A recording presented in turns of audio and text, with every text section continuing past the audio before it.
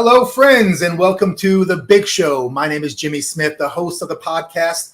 The Big Show is where we talk about modern-day issues like men's health, masculinity, the hard truth about dating, and overall advice to help make your life just a little bit easier.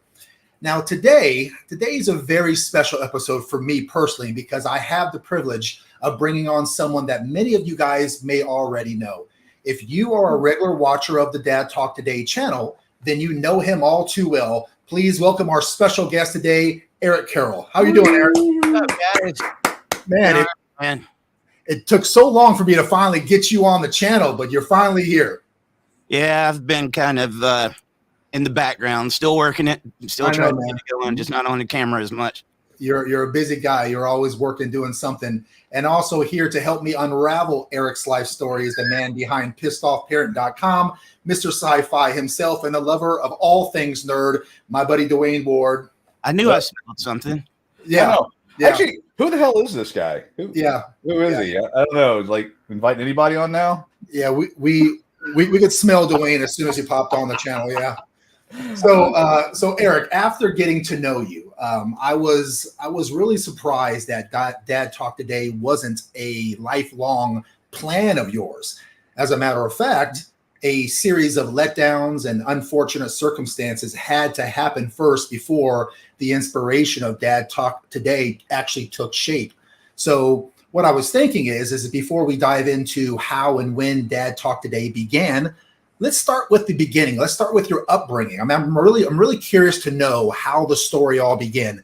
Did you grow up with your parents? How was your upbringing?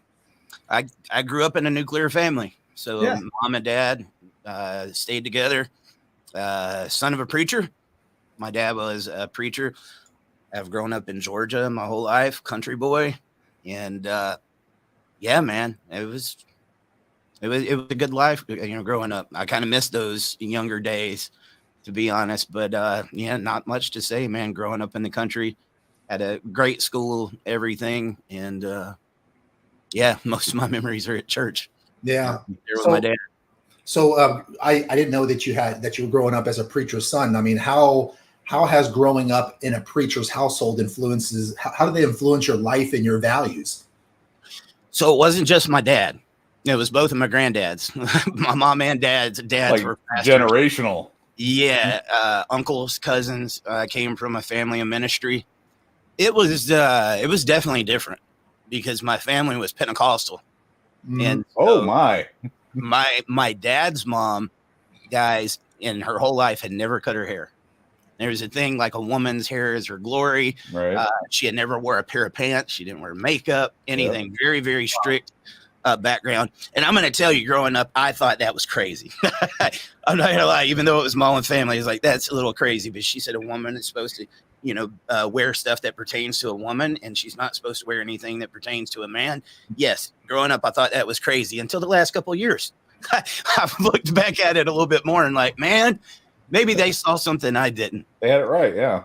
Yeah, dude. But yeah, that was one thing I definitely learned from my dad. As a kid, I was very resentful, in the ministry because he was always gone doing something for somebody. And as a kid, you don't really understand that. You just want to know where your dad is. Yeah. He was always doing something for somebody in the church, and it wasn't a big church, small country church. And that, I guess, probably added on to the resentment. I judged him by the size of the congregation. Really? Oh, yeah. Wow. Yeah. Well, yeah, because, dude, you're losing that time with your dad. All of us boys crave it. You know what I mean? Sure. It's like I'd much rather, instead of being at church right now, be here working on a car or learning something with you. So your father was a preacher and your grandfather was a preacher. Did it go back earlier than that? Was your great grandfather also a preacher? Just a grandfather and your father? Both of my grandfathers, my mom's dad and my dad's dad. Oh, gotcha. On both sides. Both sides, yeah. Dude. Wow. Yeah, both sides. They were heavily involved in the ministry. That's how my mom and dad met. They had things called revivals, and I think they met. My grandfather was preaching at my other grandfather's church, and that's where they met. Interesting. So yeah. I imagine there was some probably push and pull, some desire or want to get you kind of involved. I mean, how how involved were you in your father's church and religious community? Not much until I became a teenager. I was a very rebellious kid. That was one thing that it did. They talk about, the preacher's kids. I think there's a chip on your shoulder you get as a pastor's son. And not only that, all the trouble. I got into more trouble at church than anywhere else, man. I think there's something about being the preacher's kid. Let's get him in trouble so they don't look at our kids. And so they love to get me into stuff. Yeah. So like in Footloose, the girl from Footloose did you identify with her? Dude, it's been so long since I've watched Footloose. I could sing the song for you, but I can't remember what went on. Yeah, well, please she was. I didn't sing it, but yeah, no, she was very resentful. Her father was she was the daughter of a preacher, and she got into all kinds of trouble with boys and smoking and drinking, and then met the bad boy Kevin Bacon, his character, and then dance moves and evolved from there. But I would say, if you probably watched that movie, you probably could identify with her quite a bit. Yeah, I did. Dude, girls like bad boys. So I had problems with girls, but it wasn't in getting girls. Right. Did you ever feel pressure or have expectations from your family or community because of your father's role as a preacher? I still do. But, I got to say this, man, is, I will say when I was 16, I quit school because I was just getting into so much trouble. Wow. And I went and got my GED right away, even though, I had quit school. I went and got my GED. I was actually in college ministry school at 16 years old, studying to become a pastor. And I wanted my dad to be proud of me. There was never that expectation there. He never put the pressure on me. I definitely got it from other people. And of course, grandfathers and dad, preachers, so they're going to expect the sons are going to follow in the footsteps. The last thing I wanted to do was be in ministry, but I did that at that point in time because I felt like I'd messed everything up until that point. I wanted something for them to be proud of. Yeah. But that didn't last long. I think I was only there for like 6 months, and I was like, this ain't for me. But when I would get back, I stopped going to church not long after that. And it was constantly the people that go to the church or people that knew my dad invite me to church and trying to pressure that on me. I'll never forget one day I had gotten to the point where I didn't even want anybody to pray for me, because they would push it on you. There's only so much you can be pushed. Right. But there was these people that came over there and was just trying to do it without me, wanting to be involved in it. I remember my dad saying, leave him alone. He never pushed it on me, man. And he didn't like other people pushing it on me, even though he was there. I guess he could kind of see, what that does. And so I always respected my dad for that. Yeah. I really did. So, if you didn't follow in your footsteps of your father and your dad didn't push it on you, were there, I'm just kind of curious as to why. Was there like any aspects of your personal beliefs or your values that differed from your father's teaching or your family's religious tradition? I have a curious mind. So I can remember like when I was in the college, I had Old Testament. Are we still talking about women here? Yeah. Well, yeah. I definitely had that too. But when I was in the college, they had Old Testament classes and I was a part of that. I learned so much by reading the Old Testament that I had never heard before. Okay. I was like, when did this happen? There's a lot of that gets left out when people talk about religion. But even in the class, I was always asking questions. This doesn't make sense to me. Tell me this. And I could remember people would get mad at you for asking questions. Oh, you're blasphemy. You can't do that. You can't question God. I was like, I'm not questioning God. I want to understand God. Why? But it was just so closed, man. And that really ate at me. It really did, because I wanted to know. And then, I started getting very respectful of other people's stuff too. Look, man, I'm not saying, I go along with it or whatever, but you got all these different religions. Right. They believe in their God the same way you do. Right. And so I wanted to give them respect. I remember I have never been mean to Jehovah's Witnesses when they come and knock on the door. Because even though it gets on your nerves, man, that took a lot of dedication for them to come there and do that. They have to really believe in that, right? And so I respect you. It's not for me, but I respect you. Sure. Yeah. Well, I'm actually having kind of an issue trying to think of, Eric Young. And I think we might have maybe an image that might show his age. Let me see if here it is. Oh, look at that. Look at that. Wow. Okay, look at that. Dang, that's a long time ago. That's a long time ago. Was that like colorized, or is that black and white that you? Yeah, that's pothead Eric right there. Oh, we'll be getting into that later, but okay. All right. Yeah. I was at a school. My best friend's mom, she was Native American, and she had a full regalia made up, and she would go to the schools and teach the kids about Native Americans. Oh, okay. And I would go with her, and that was we was at a middle school talking to some kids about the Native Americans that day. Yeah, cool. Man. So I've heard a few times, some of my friends growing up, not many, but a few times from time to time, I either knew or heard of, children of preachers, children of people involved in the religious, beliefs of the churches and whatever. And I heard how, some of those stories, they either had a hard bringing up or it wasn't as bad. But what advice would you give to other individuals who may be navigating the complexities of growing up in a religious family? What would you say to those people?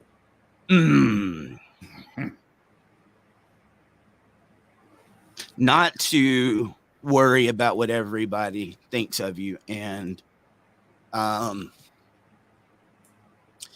maybe sit down and talk to your family, ask them why they do it and everything. So I think one of the things that prepared me for dad talk, and I'm still not all the way there, and I never will be, but one of the things that I kind of knew going into it is the thing that got me the most as a kid. It was always the people that my dad did the most for that would come back and stab him in the back, or talk about him because he didn't do enough. Right. And man, that pissed me off so bad. Like I see you talking about, look, man, I lost time with my dad because he was over there helping you and your family, and now I got to sit there and listen to this. Good point. And, I would beg my dad. I'd beg my dad to quit, and he would not. He said, "That's not what I'm doing it for." Yeah. And I'm telling you, it wasn't until later that I understood that. But I don't want this to sound like a bash session on the church, but I've definitely got my feelings on that, dude. It's the gossip that goes on inside the churches and the people talking about each other and stuff. There's a lot of double lives of people that go to church. They act one way when they're there, and then I know who you are afterwards, right? One that sings the loudest in the church, yeah. Dude, the gossip is just horrible. I've heard a few times that some of the biggest sinners are those that attend church every Sunday. I've heard that a few times, and as a matter of fact, I went to church this morning a few hours ago, and they were talking about how the pastor from time to time has to remind the congregation before they leave to be nice to each other in the parking lot. Mm-hmm. Because whenever they leave the church and they get into this parking lot, because this was a big mega church here. I mean, they've got police officers directing traffic. I mean, they must hire 8 police officers. That's how large it is. Looks like a small college, to be honest. But people are so ugly to each other, trying to get out of the parking lot of church that the pastor has to remind them to play nice. So there's certainly a whole lot of double lives and double standards and hypocrisy there, isn't there? Well, yeah, dude. And there's so many expectations on these pastors' kids, and then they're sitting back watching all this happen, see somebody talk about their parents. Dude, nobody gets judged harder than the preacher. And he's human too. Yeah. I lived with him, but people unfairly judge him because he's supposed to be the pastor, and he's not doing anything that you're not doing, or making some of the same mistakes. You got to learn to kind of separate yourself and not take that too seriously, because I think that's probably where a lot of resentment comes from with, preachers' kids. Yeah, I bet. I wanted to ask, what are some stereotypes that people put on you as a preacher's kid? It sounded like it was a chick magnet, so there was maybe one good stereotype, but what stereotype? It kind of was, dude. In a weird way, girls like the bad boys back then. Yeah. So, but you were a preacher's kid, so yeah. Well, I'm on fire for the Lord. Ooh, Johnny. No, I mean, it wasn't me, dude. I was after the Christian college. Like you said, it only lasted so long. Right. I think people expect the preacher's kids to be somewhat rebellious and hellions. Mm. So And that's not always the case. I know other preachers' kids that didn't go through that, but a lot of them do. A lot of them do. And then, you know, I guess they kind of judge you like they would in the preacher because you're the preacher's kids. So you're a reflection of them. And then when you get in trouble, people think that's a reflection on your dad. Yeah. And that sucks, dude, because I did so much to embarrass my dad. I wish I could have took it all back, man, but he did everything he could do, man. It had nothing to do with him. Yeah. Well, when you guys were talking, it reminded me of Caleb Leverett.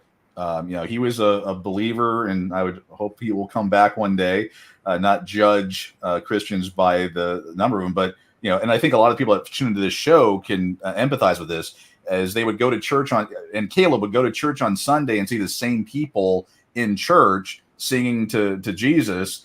And then on Monday, they would take his kids away from him or do something, you know, bad using the courts or, you know, or just in life, you know, fighting to get out of the church parking lot or, you know, doing non-Christian type things. And yeah, it's just just kind of a bad gig there. So let's fast forward. So let's fast forward a little bit. I'm actually interested in hearing about this rebellion. So you reach your teenage years, right? And you're out there, you're being the bad boy, you're chasing tail, you're doing your stuff, and wow. And well, that's kind of what I said. Okay, we're going there. We should go right for it. And you know, you drop out of high school. You try to do the religious church school thing. You don't follow through with that. I mean, tell me about the, you know, rebellious teenager stage. I mean, describe some conflicts or misunderstandings that arose between you and your family during those times that you were going through that rebellion stage. How long's the podcast? I think the number one my dad would bring up is getting brought back by the cops at 4:00 in the morning, where I had snuck out of my window to go meet a girl down the road and got caught. Yeah, that would be a conflict and misunderstanding, wouldn't it?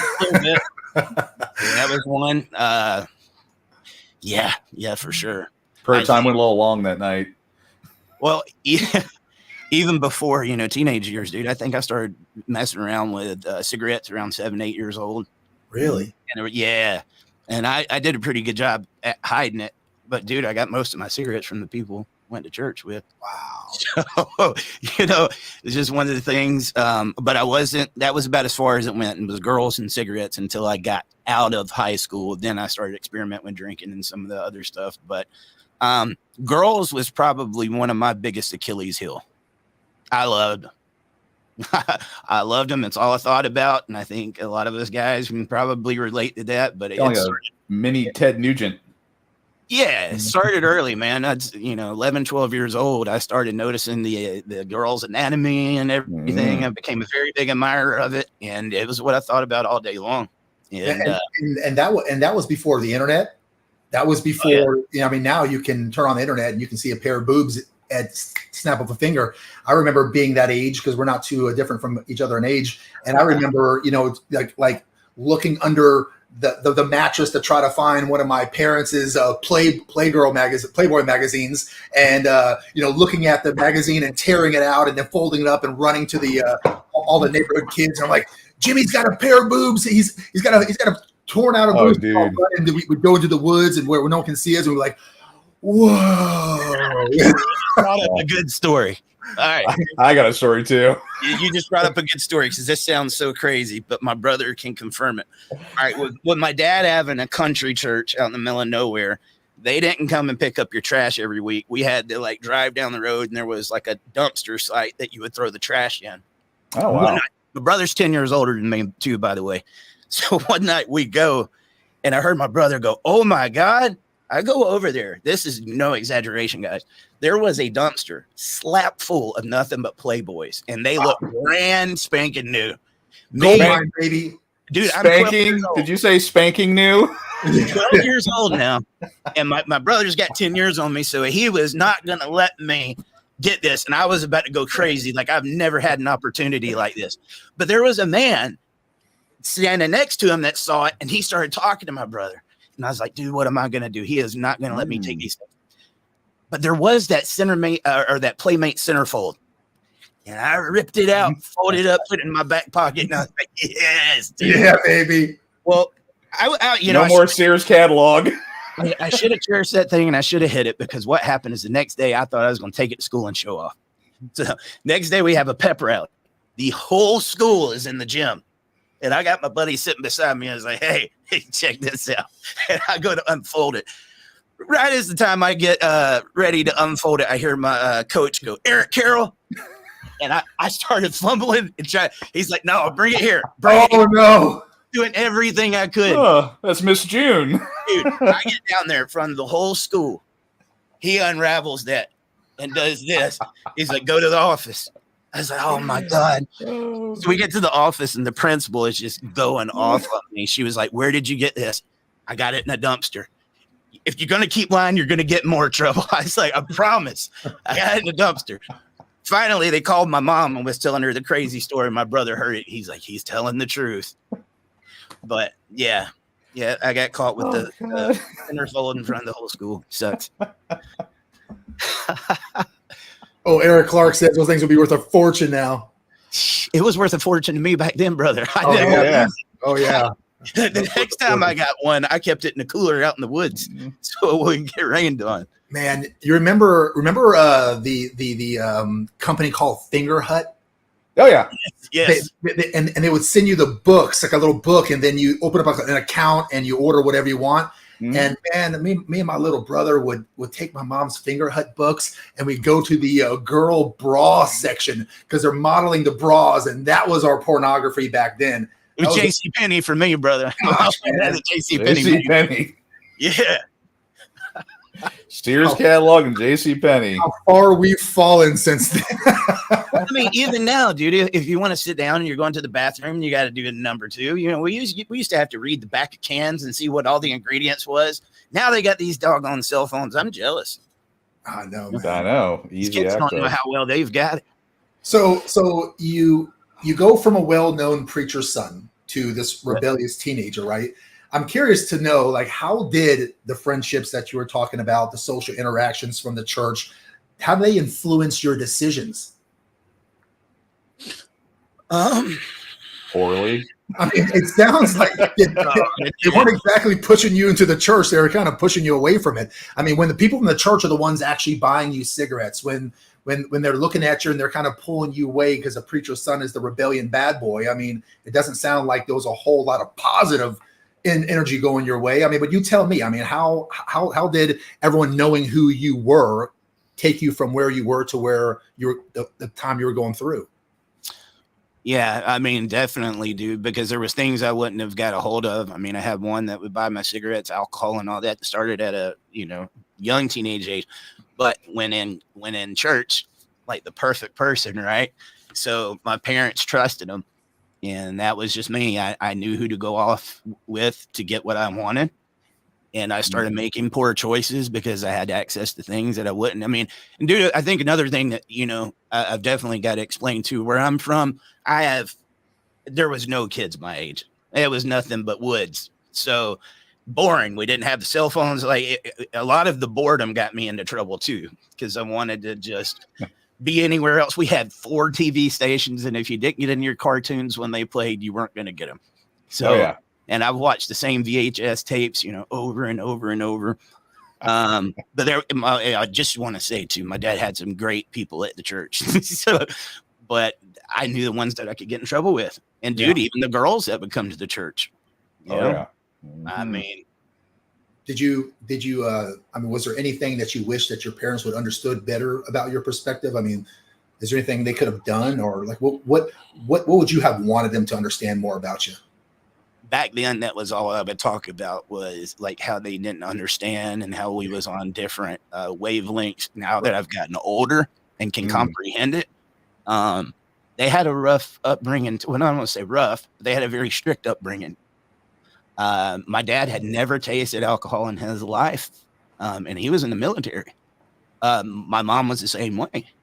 I remember one time I played in a rock and roll band, and I had just started discovering marijuana, and my band was playing. It was really loud, and my mom came to my house to tell us that we needed to turn it down because the whole neighborhood could hear us. And I've got a bag of marijuana sitting right there in the bong right beside it, and the whole house was filled with it. And she's sitting there looking right at it, and she's like, "You better not be doing drugs." I'm like, "Mama, I swear to God, I'm not. I'm not." It's right there in front of her face. She never knew. We laugh about it now, but she was so sheltered, both of them. My dad got out a little bit more because of his service years, but so she's like, "Why do you have oregano on the table? What are you guys cooking?" Yeah, so it was definitely I know it had its challenges, and they did the best they could for sure. Mm-hmm. One question that I get asked from time to time whenever I do podcasts and shows, or whenever I help people on a consultation standpoint with dating and relationship advice and things like that, is I get asked, are you married? Me personally. And I tell them that I'm not, I'm divorced, right? And so from time to time, and they're being nice about it, they're not being rude, but they'll ask me sometimes, how can you find yourself giving advice to those to become married or stay married when you yourself are now divorced? And it's a fair question. It really is. But here's my answer to questions like that. And what you went through kind of reminds me of this, and I'll draw a straight line to the point here in a second. But when people go through challenges in life, adversity, those are the times that I think that people grow the most from. If you were to ask people, what do you learn most from, your successes or your failures? I would think that most people would say I learned more from my failures, things that when I fell down and I had to pick myself up. I say that to say this, you had an opportunity where that road could have led you to the left or to the right, right? You could have went into the business with your father, preached the word of God for the rest of your life, or you could have taken your own path despite how your parents would have felt about it, knowing there may have been a little disappointment there should you not have followed that path, and you chose that path. So I guess my next question would be like, if you could offer advice to parents or adults who are dealing with rebellious teenagers, what would it be? And I ask that question knowing that you have a good perspective of it, because at that time when you were rebellious, you would have given a different answer than now at a different age, you being an adult. So you have both perspectives. If someone was going through a situation where their teenager was being rebellious, what would you tell them when they're dealing with that? Because of dad talk, it's gave me a different outlook on that. I know what I want the answer to be versus the answer that I can give you is a lot of these guys that are going through this, that aren't able to see their kids, or that's going through this alienation, especially when they become teenagers. They are teenagers. They're going to want to do things. They're going to want to make mistakes just like all of us did.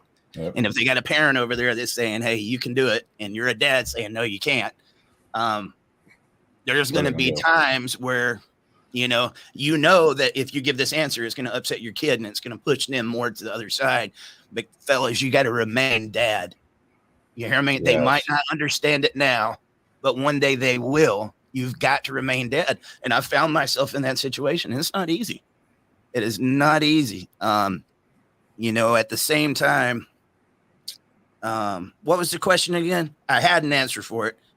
I was basically asking, what kind of advice could you give to parents or adults who are dealing with rebellious teenagers? That's pretty much what the question was. Yeah. Because that's been the age-old question, right? I mean, we were all kids and we went through some rebellion, and now most of us are, have kids of our own, but we are having a hard time connecting and being on the same playing field. And it just seems like every generation it's rinse and repeat. And I don't know if there is a good answer. I don't have children, so I'm going to concede to you guys, giving your best advice, because I know Dwayne was a little hellion when he was a teenager too. We all kind of were, but it's really, really challenging to become an adult because your paradigm changes so much. So I understand your answer. The answer pretty much is, from what I'm hearing from you, is even though it's not going to feel good to hear the message from your offspring, you got to stay the course. You got to be disciplined. You got to the right path, and despite how they feel about it, do the hard thing, because sometimes the hardest thing and the right thing are the same thing. So what I'm hearing from you is even though it's not going to be received well, that it's probably going to bring some strife. Despite that, you're telling parents, if you know their right path, you stay on that and you don't quiver. Yeah, and so as you was talking about earlier about people who might say, well, Jimmy, you're not married, you're not a dad or whatever. So it's different for me. I'm divorced. But the thing that I would tell you guys is make sure you get with somebody that you want to stay with and that you can raise that child with both of you there. Yeah. That is the best thing I can tell you. The best case scenario is that you have mom and dad there. They're not always going to agree on what needs to be done. But if one is disagreeing with the other, it's happening under the same household. There's no, well, I'll just go run to mom or I'll go run to dad. Dude, teenagers are one of the hardest things that I've ever had to do. I had all girls. They were all daddy's girls. But when teenage years come around, now they're wanting to date and stuff. That was when I started seeing like the biggest challenges, right? So I've got my challenges with it even now.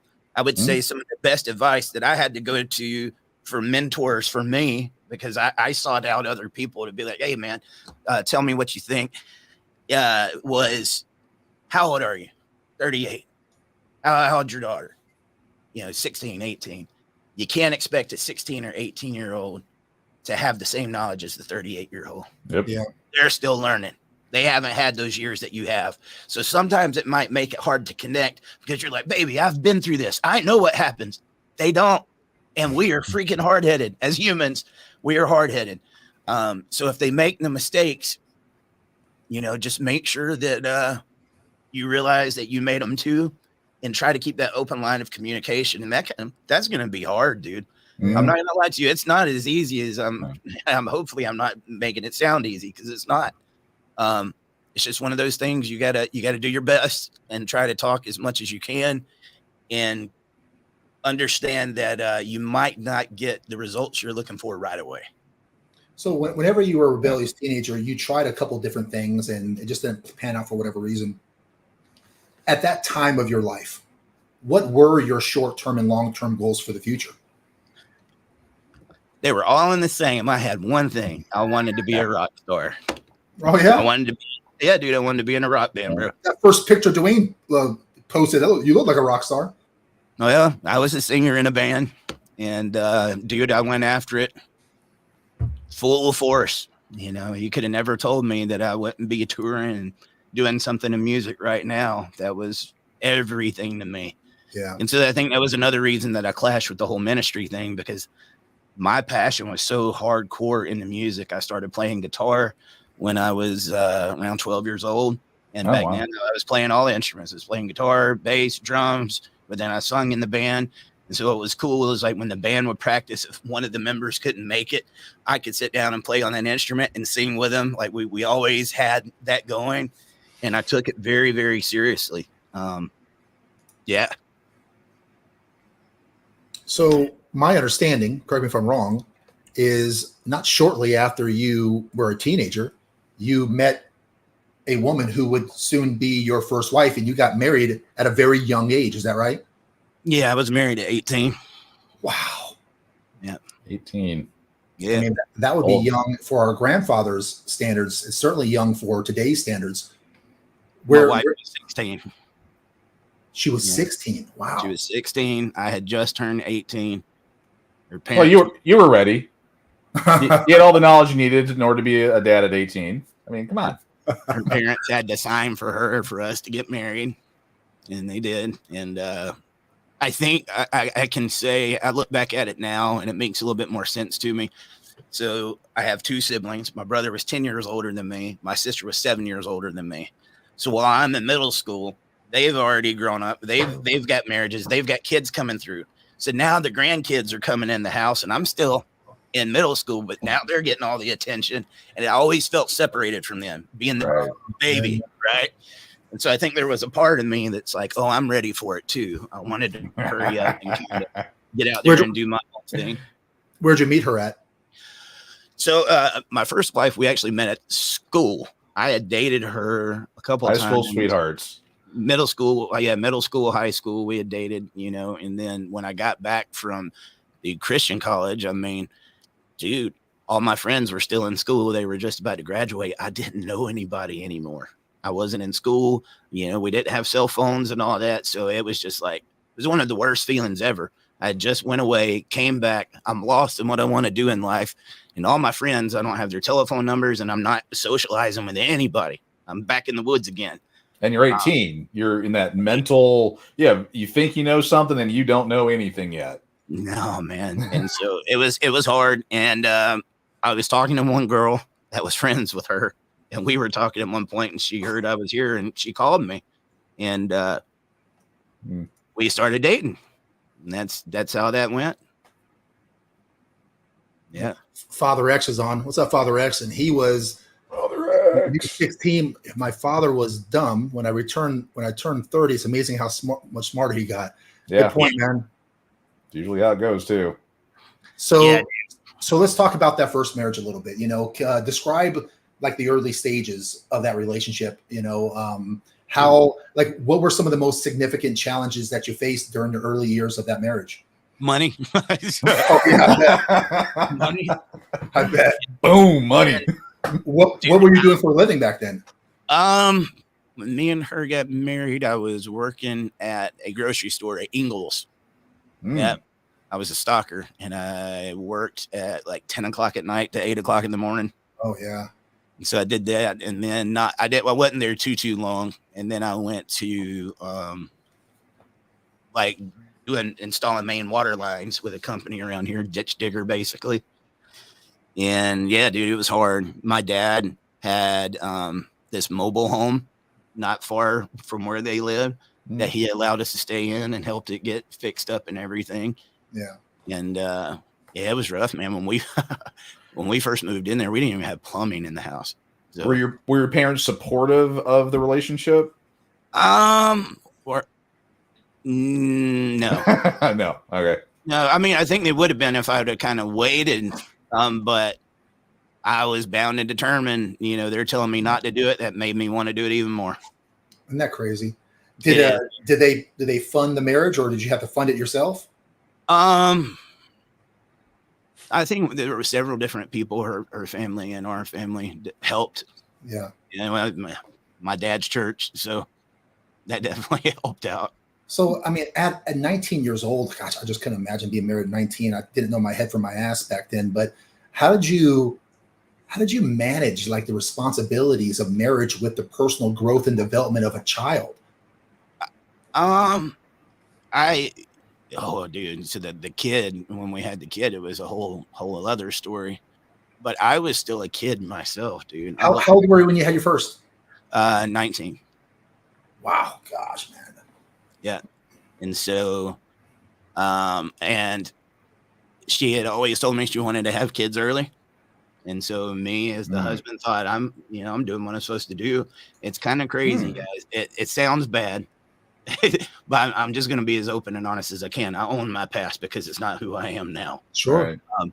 But I thought I was doing what I was supposed to be doing. And that whole 9 months that she was pregnant, I was still like a little kid going around partying and doing stuff. And it never hit me that I was about to have a kid. Like I knew it, I didn't know it. Right. And so the day that her water broke, I still remember it. We woke up and she was over in the corner. She's like, "Eric, my water broke." And she said, "The baby's coming." And you're like, I sat there for a second, and I went, "No, it's not." No, it's not. I did it 3 times. And then she called her mom, and her mom came in there, and I was like, "Oh man, this is about to happen." This is real. So it hit me. It didn't hit me until I saw my daughter come out, and I'm looking down at her, and I was like, "Man, dude, this is real here. Are you ready for this?" And I was a kid, dude. It scared the living crap out of me. I bet. It wasn't until that moment that it really sunk in. You know what I mean? And I know a lot of people say happiest moment of my life. It was scary for me because I had a mess in my own life, and now I just brought a kid into the mess that I'm in. Right. So I mean, I imagine that you had said you wanted to be a rock star. You were a singer back then. You were dabbling in a few things. I have to imagine there must have been sacrifices and compromises that you had to make in the pursuit of your individual goals. I mean, being married and now you're a father. I mean, doesn't all your fantasies and future goals just get thrown out the window? I mean, anti-rock and roll. I was still trying at that time with the band, and we were practicing a lot. They was over at my house almost all the time because that's where the band setup was. But I had never expected to be a 9-to-5er or doing any of the other things that I was doing. And so now I'm trying to mix my leisurely in, with my responsibilities, and plus, having some of the partying and stuff. And it turned Axl from Guns N' Roses had one of the best quotes that kind of reminds me of my time back then. He said, at one point we were musicians that was dabbling into drugs. Then we became drug addicts that were dabbling into music. And that's what happened to me back then. Really? Dude. Oh yeah. Yeah. So I was the baby was 1 year old when me and her divorced. Wow. So the marriage lasted what, 2 years? No, a year. No, 2 years, because it was about a year before. Right. The baby was born. So yeah, about 2 years. Oof, gosh. And then what brought you to divorcing? I hope you don't mind me asking. These are some really personal questions here. If you don't feel comfortable answering, I understand. The only thing about it, Jimmy, is they'll hear you talk and think that you're trying to put somebody down. That's not what I'm doing. I think hopefully anybody listening to this would know I'm telling you some very unflattering details about myself. I mean, the truth is the truth. There was another man got involved.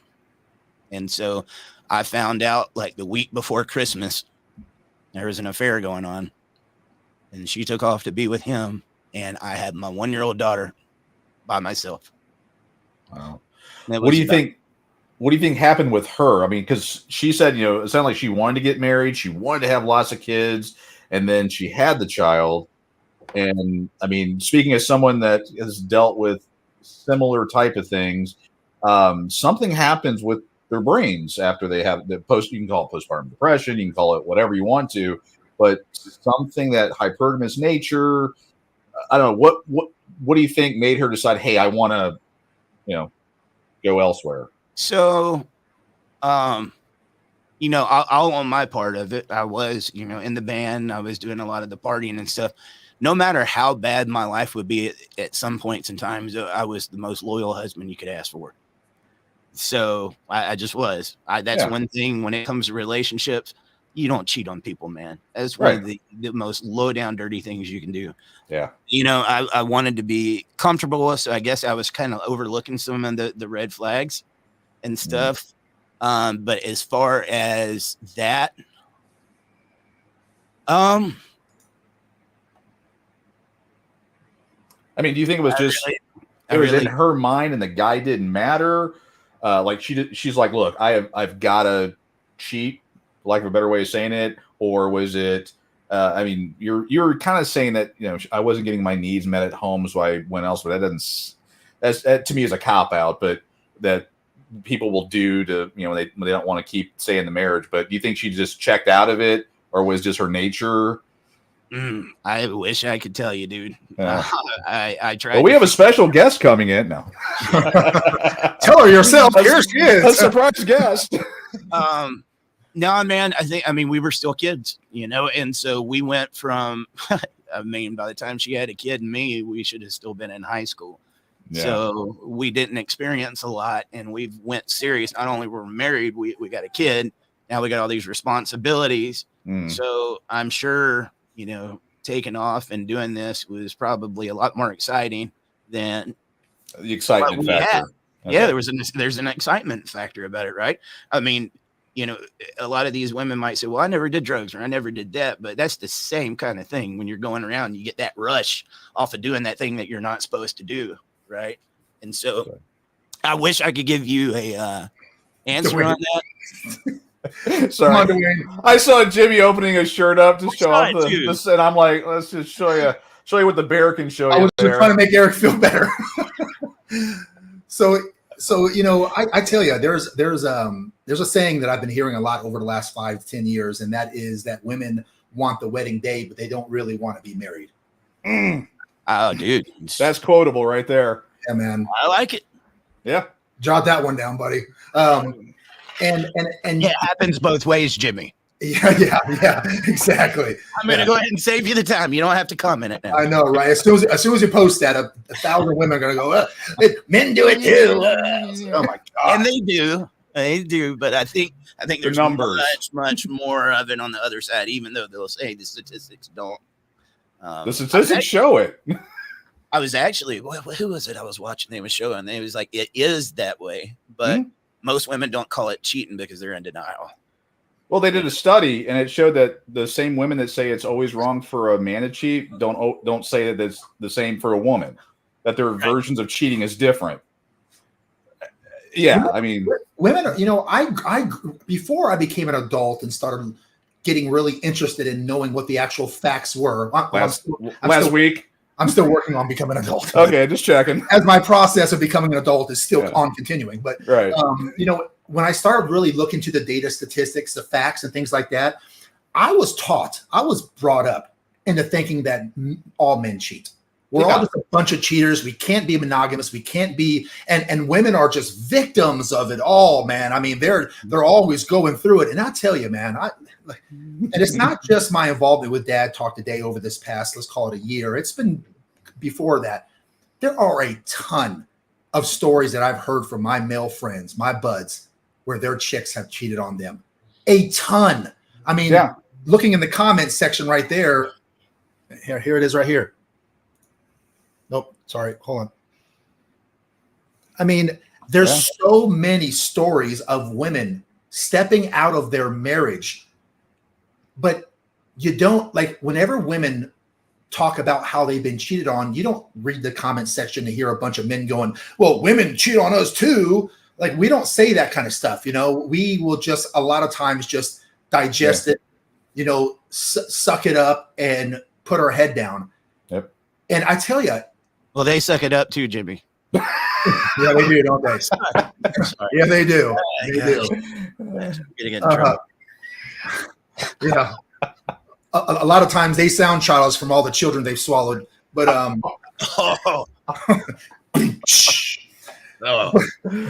but I could make a solid valid argument, I think, where infidelity in women is far more hurtful than infidelity in men. Because when you look at biology, right, if you look at every woman that's ever been born on the history of this planet, 90% of every female that has ever existed has given birth to children. Only 40% of every man that's ever been on this planet has given birth to, has been a father. But 90% of all women have been mothers. So what does that tell you? It tells you that these women are sleeping with the same man. Right.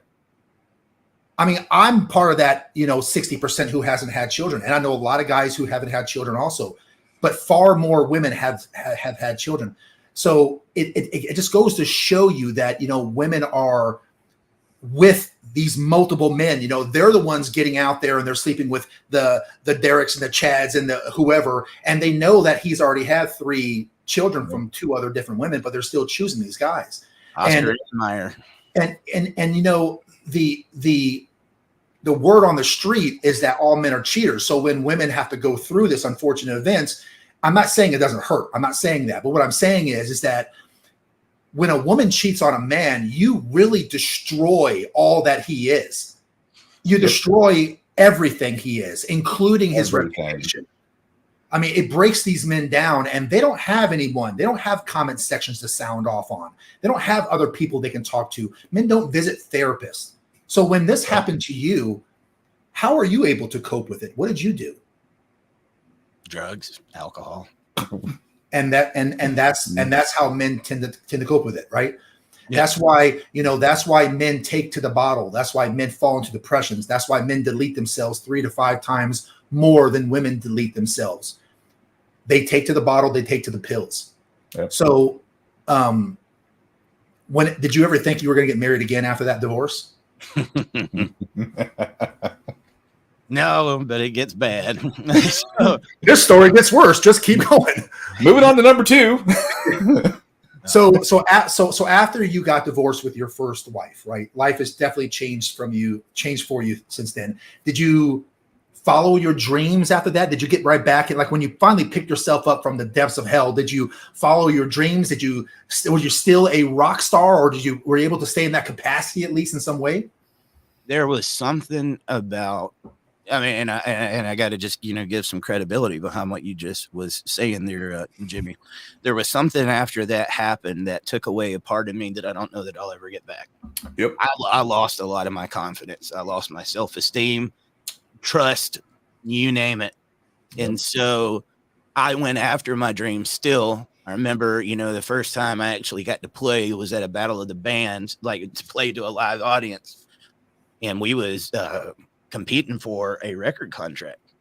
And so I remember getting up on stage, my self-esteem, everything so shot. We had been practicing so hard for that moment.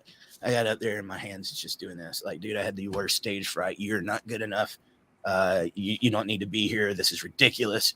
And it just affected everything I did. It kept me up at night. I mean, I think for 15 years following that incident, there was times I would wake up, 2, 3, 4, 5 o'clock in the morning and just covered in sweat because I was having a dream of that affair happening. And it would be one of those moments that you're like, oh, dude, it's just a dream. And then I have to sit there a little bit longer, but it was also reality. Yeah, dude, it changed everything. And then, so I think one thing that a lot of us men do, we get that false sense of self-esteem that we portray that we really don't have in here. Right. That was me.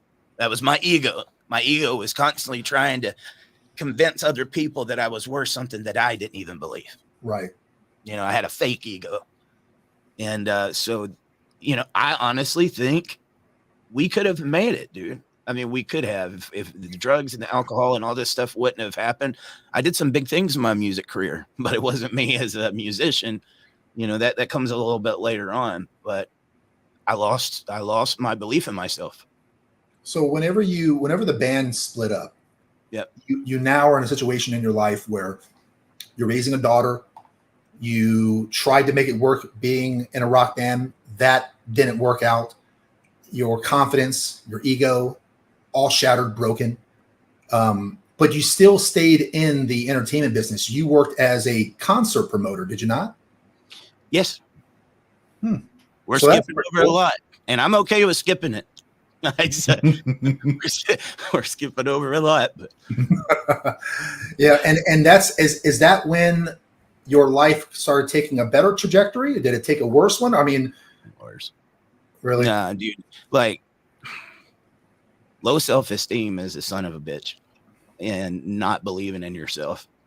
There's something very attractive. You can have an ugly man, but if he's got confidence, he can get women. That's right. You know what I mean? And I didn't have it. I just did not have it at all. I mean, look at Dwayne. He's extremely confident. He should not be, but look at him. I mean, he's got the hair. He's got the sweet beard. You can tell he trimmed his shit today. I mean, I did. I mean, gosh, man. Got the lawnmower out and everything. Not everybody's got it like he does, man. I mean, I'm over here trying to show some chest hair, and Dwayne's wearing a graphic T-shirt again. He's like, I don't want you getting any women, so I just.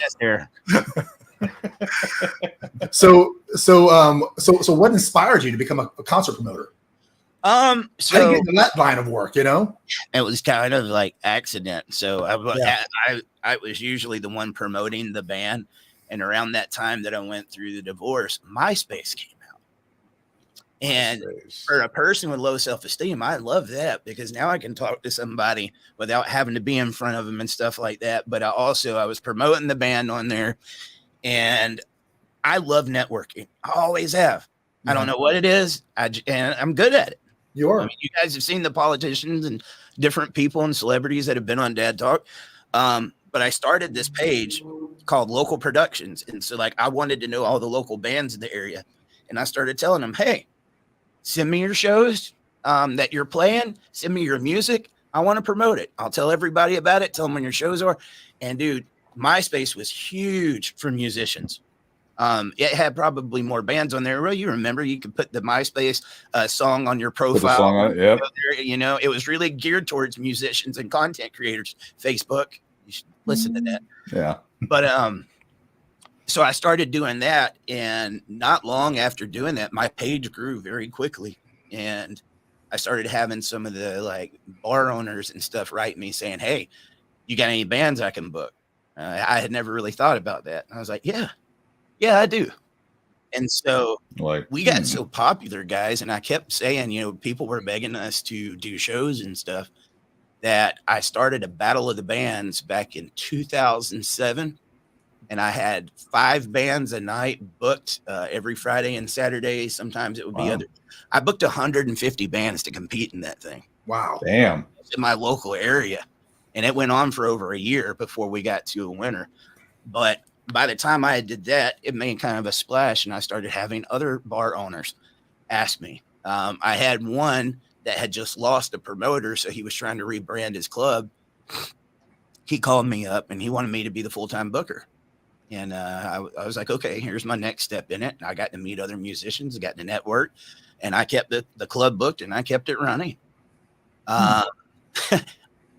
One thing that would be my detriment back then is I always wanted to go bigger because I had to prove to myself that I was worth it. So I created back in 2008, I had something called Rockfest. Original, huh? I made a Rockfest with 30 bands in one day. Wow. And you didn't really see stuff like that back then. That was huge. 30 bands in one day. Yeah. About a headache, dude. But we did it. Brought out a couple of thousand people. It was great. So the next year, I'm going to do Winter Rock Fest. I did 75 bands in one day. Wow. Damn. You ever heard of the band 10 Years? No. 10 Years was my headliner that day. And I had all the rock stations and everything there. And dude, one thing about it, if you think relationships are hard, guys, and marriages, you have no idea until you get in a band and find out what that's like. You got 4 or 5 people per band. You got all these different egos. And then here I was dealing with these, but I got 75 bands, which 4 to 5 members average. So that's 300, 400 rock stars that all think they're Steven Tyler coming to me that day. And that was one of the most stressful days, but we pulled it off, dude. And that made a name for me. It was the first time I had a really big band outside of the locals. It was all locals besides 10 Years. And that's when I started having the club owners reach out to me and say, hey, can you get me XYZ that's on the radio? And I'm like, yeah, I could do that. I had no clue what I was doing. No clue.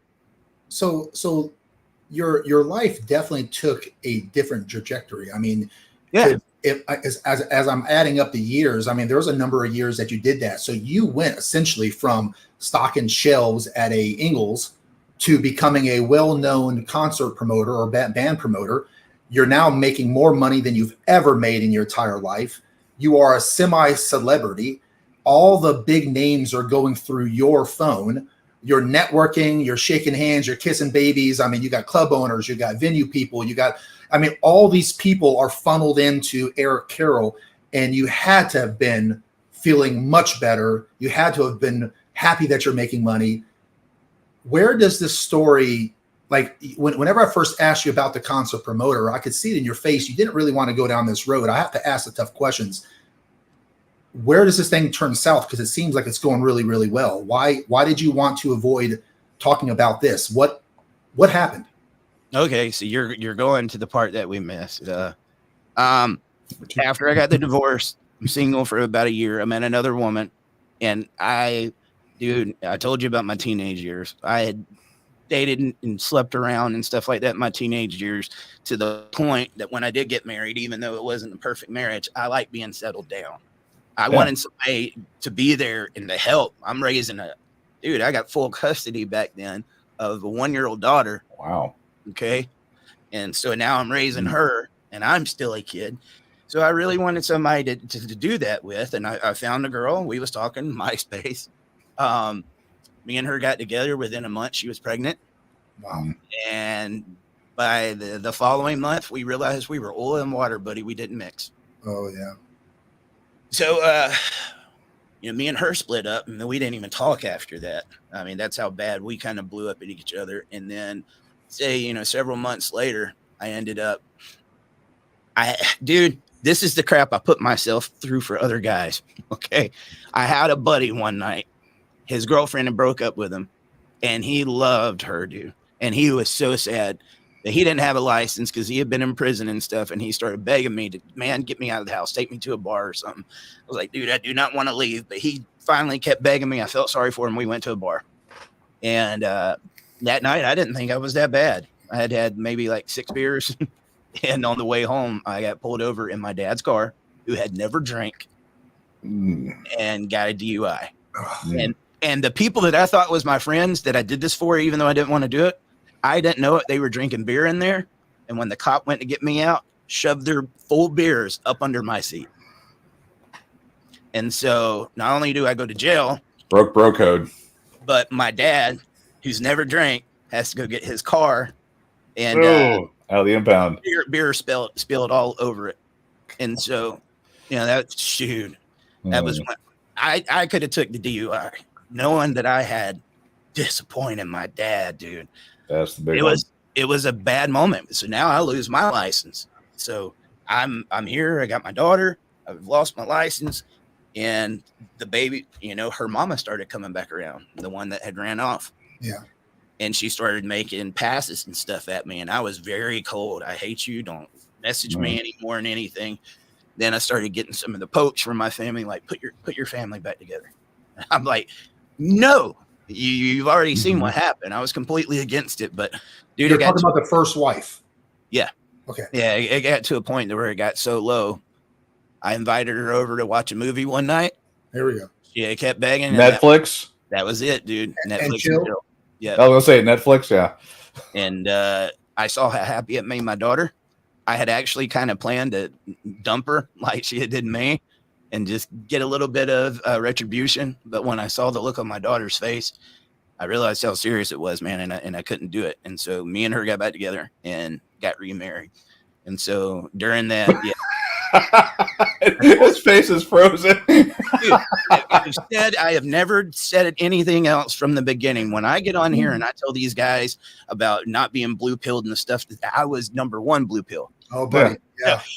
I'm here because I made the mistakes. Right. But I give myself a little bit of forgiveness though, because dude, I wanted to see my family get put back together. Oh yeah. Honorable reasons. I forgave numerous times in that relationship. But that's when I started doing the concert promotions, was right after me and her got remarried. But now, even though I'm thinking I'm putting my family back together, I'm going back with the nightmares every night. She's cheating on me, waking up. Oh, it's a dream, but no, it was true. There's for these people that can put back together a relationship after an affair. Wow. Hats off to you, man, because it's just never the same again. No, it is never the same again, no matter how hard you want to try. And I started getting very depressed. And in the middle of working with those bands, one night, I had gotten a prescription of hydrocodone. Oh, yeah, the hydros. I was on the way to the show, and I just took a half one, guys, a half. But from where I live out in the middle of the boondocks, it's 2 hours to Atlanta to where I do my shows. Then the club lets out 3 or 4 o'clock in the morning. I wasn't making the money to get in a hotel, so I'd drive 2 hours back. I'm getting home at 6, 7 o'clock in the morning. But that one night, I'll never forget, on the way to one of the Battle of the Bands that I'd made, I had ate one of those half of hydrocodones. And I had the most unbelievable energy and the best antidepressant I had ever met in my life. I was happy. Really? I felt, yes. It was like, oh my God, finally I found that thing that makes me feel like I'm supposed to. And then the energy, everything. It was like, it was the most perfect thing in the world. So I didn't start off like heavily right away.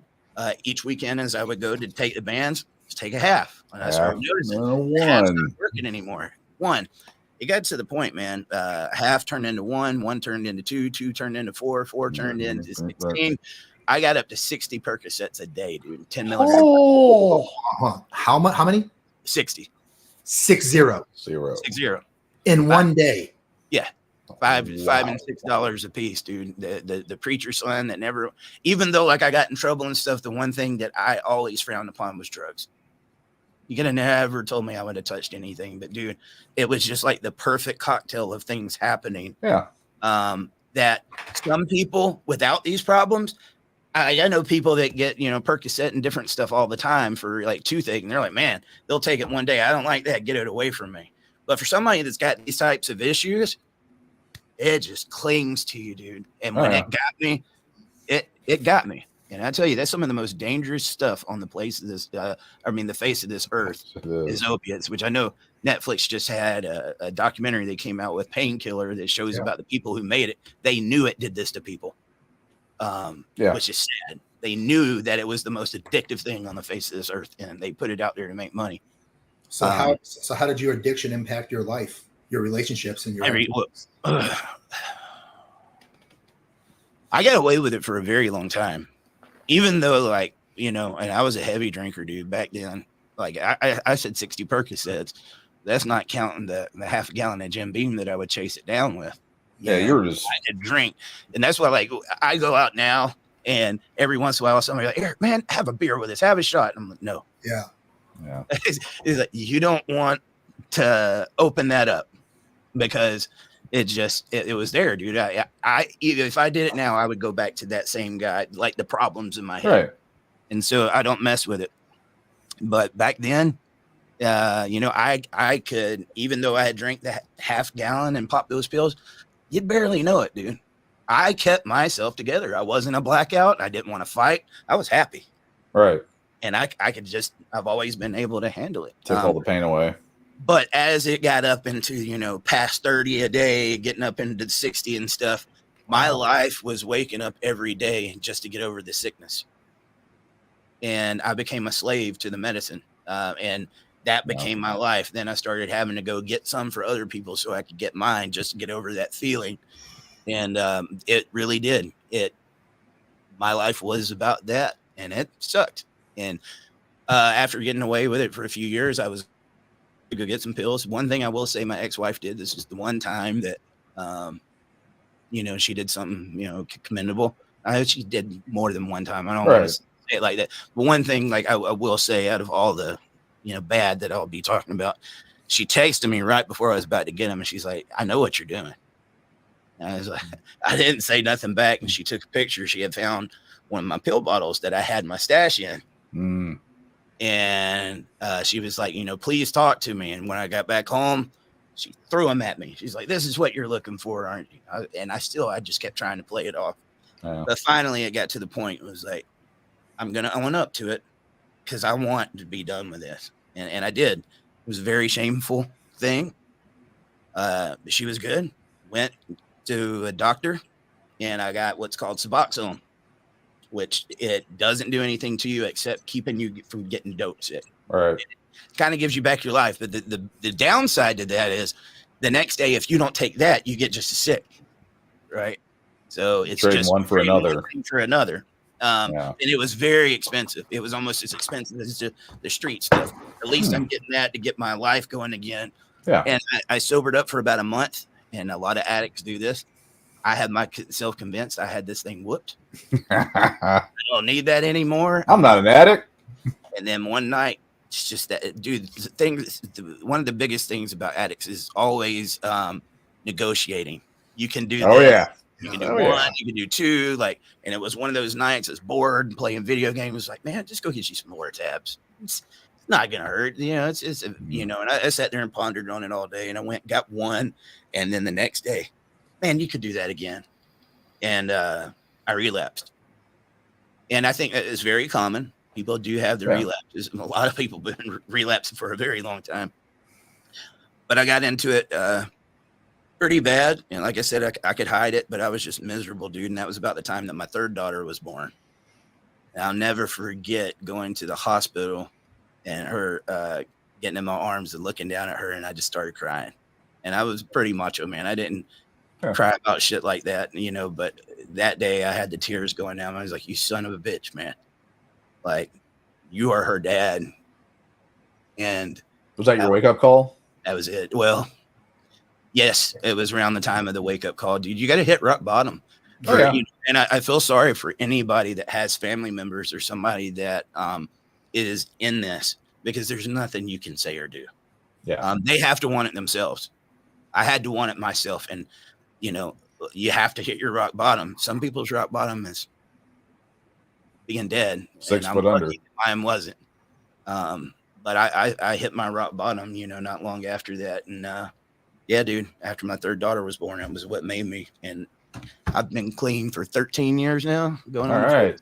You get that button to give you a big clap. That's a big thing. Everyone, put a like or a heart or a whatever in the comments, you know, thanking or showing support for Eric. 13 years.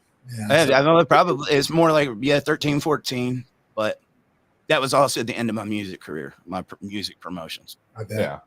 Well, yeah, let's talk about that transition. I'm sure probably Jimmy wanted to go there, like kind of the 2, and then moving on from 2, and then we got the final, the one and only, and then the kind of the future of Eric Carroll. To close out that part of your life, I'm actually curious again to get your advice, because there's people who are listening right now, or people who will tune into this podcast in the future that will probably know someone in their immediate family that is going through this same thing. What do you think is the most important message or lesson that you want to convey to those who may be at risk of addiction themselves, or who are trying to recover? Man, if you've got problems in your life, guys, I want to say that one of the biggest things right now, and it's very unpopular, but I'm just going to be truthful with you guys. And I know it's legal, but it starts with alcohol. Alcohol is worse than a lot of the other drugs. I've never met anybody in my life that said alcohol made my life better. That night that I got drunk made my life better. I made better decisions that night because I did this. Is it fun while you're doing it? Yeah. Oh yeah. But dude, I see it now. Like, there was a free concert last night. We went and saw the Goo Goo Dolls and Wallflowers, and I saw some of the guys just over there like pissed drunk, and one of them having to get walked away. And I'm like, dude, what did you want with that? Yeah. Right. I think a lot of people get into that social drinking because it does open you up. Somebody that's shy, but they get into that, and then they try the marijuana. A lot of it might even be trying marijuana before alcohol now, as prevalent as that's become. Well, that's kind of innocent. Let's try the next thing, right? But if you got somebody that's got these types of problems, that's got low self-esteem, it will grab you. And it is one of the worst things that you can ever go through. Guys, I had pretty much had it in my mind that I was going to death. At the time I had taken those, I don't know if you guys know this or not, but every one of those pills, that the Lortabs, hydrocodone, and Percocet, have the same amount of Tylenol that an extra strength Tylenol does in it too. So I wasn't just taking 60 Percocets. I'm taking like 60 extra strength Tylenols day after day. And right there near the end, dude, this is one of the scariest things. This guy is having to pee and going to like the urinal and just like pushing. I'd be there for like 5 minutes before it would finally start coming out. Yeah. Now I've got some pictures, like, dude, right there at the end of my music career, I look like straight up death. Right. And it was all because of the situations that I had put myself in. Dude, there's one that I hate talking about, and I don't want to go into it far, but I do want to give it for a little bit of clarity. When I was a kid, I was messed with, and I believe that played in a lot looking back. I am 38 years old. I turned 39 later on this month, and I still can't talk to you about it. Right. Yeah. I just can't. So it was the perfect storm. So the guy that never wanted it, the preacher's son, even though like I smoke my cigarettes and I drink a beer here and there, ended up becoming full blown addicted. So you need to be very careful when you touch stuff like that. You don't know what you're dealing with. Okay. And I know people that think they have it control. You don't control it. It controls you. I didn't know who I was, dude. I can look back at it now and just like, man, but dude, I love talking about this now, because if I can beat it, anybody can. That's my victory. I've had people try to use that against me now. Go ahead, damn it. That was 13 years ago. You ain't going to use my past against me. That's what people like to do nowadays, right? Yeah, dude, this is my success story. And right now there's somebody out there on them streets. There's going to be somebody that watches this show that might be going through that. And that might be their instruction manual. There is hope out there, right? And we need to talk about our failures. Our failures are way more powerful than a lot of our successes. So did that addiction cost you your marriage? No. I didn't know it back then, but there was already affairs going on again. Yeah, there was again. No, yeah. Dude, that was the thing, man. Like I didn't know it then. So I was chasing away demons, guys. I thought I was doing what I was supposed to do is put my family back together. So I guess I tried to keep myself blindfolded from it, but no, we were married for about 6 more years after that. And I'm going to tell you, after I left the music and I got rid of that, my life comes pretty boring. I don't have much to report to you. I quit. I got a regular 9 to 5 making $10 an hour. Wow. I used to make that in one night, what I was making there in like 2 weeks, and hanging out with rock stars that I worshiped growing up. But it was good for me. One, it got rid of my ego. Yeah. One, my false ego was so big my head couldn't fit in the door, and that was just trying to feed the low self-esteem. Yeah. But it got rid of that, and it brought me back to normalcy. There's something good about normalcy. I never really had it. And she didn't want normalcy. No, she had told me at the end that I was boring. So people don't change is what you're trying to get at. If they cheat on you once, they'll do it again. If you are in a relationship where somebody has cheated on you, I might get some flack on this. Get out. You're gonna immediately. You're gonna think about it, and I know there's people that have done it, and I'm Less just than telling 10%. you. You know what, dude? Even though I went through a lot of this painful stuff, it's easier for me to talk about it now because I know I'm not in that no more. Damn it. Yeah. You know what I mean? Yeah. Like, thank God I'm not there. But in that moment, when I would lose it, I thought it was the end of the world. I was that blue pill guy. Oh my God, I need you. You know, you complete me. No, you destroy me. So, but that's just the frame of mind we get in back then when we're in those relationships. Didn't you So wish you had like a? Didn't you wish you had like a Dad Talk Today support group to talk to? A free Dad Talk Today support group that people can sign up, answer some questions, and get in touch with like-minded people that have been through it and all that. Just like that segue I did. Yeah, I like it. Smooth. You know what else would be nice, Dwayne? If the people who are tuning in right now and watching us live would click that like button and maybe share and subscribe. I mean, I'm just saying. Yeah. Is it you saying it, or we are trying to provide entertainment here? The least you can do is take your finger, click the button, hit that like button, and if you feel that someone else could gain some value from hearing Eric's story, don't be afraid to share this podcast with some people who you think it would help, because there's a lot of people out there who are going through some really tough times and some of the things that we heard today.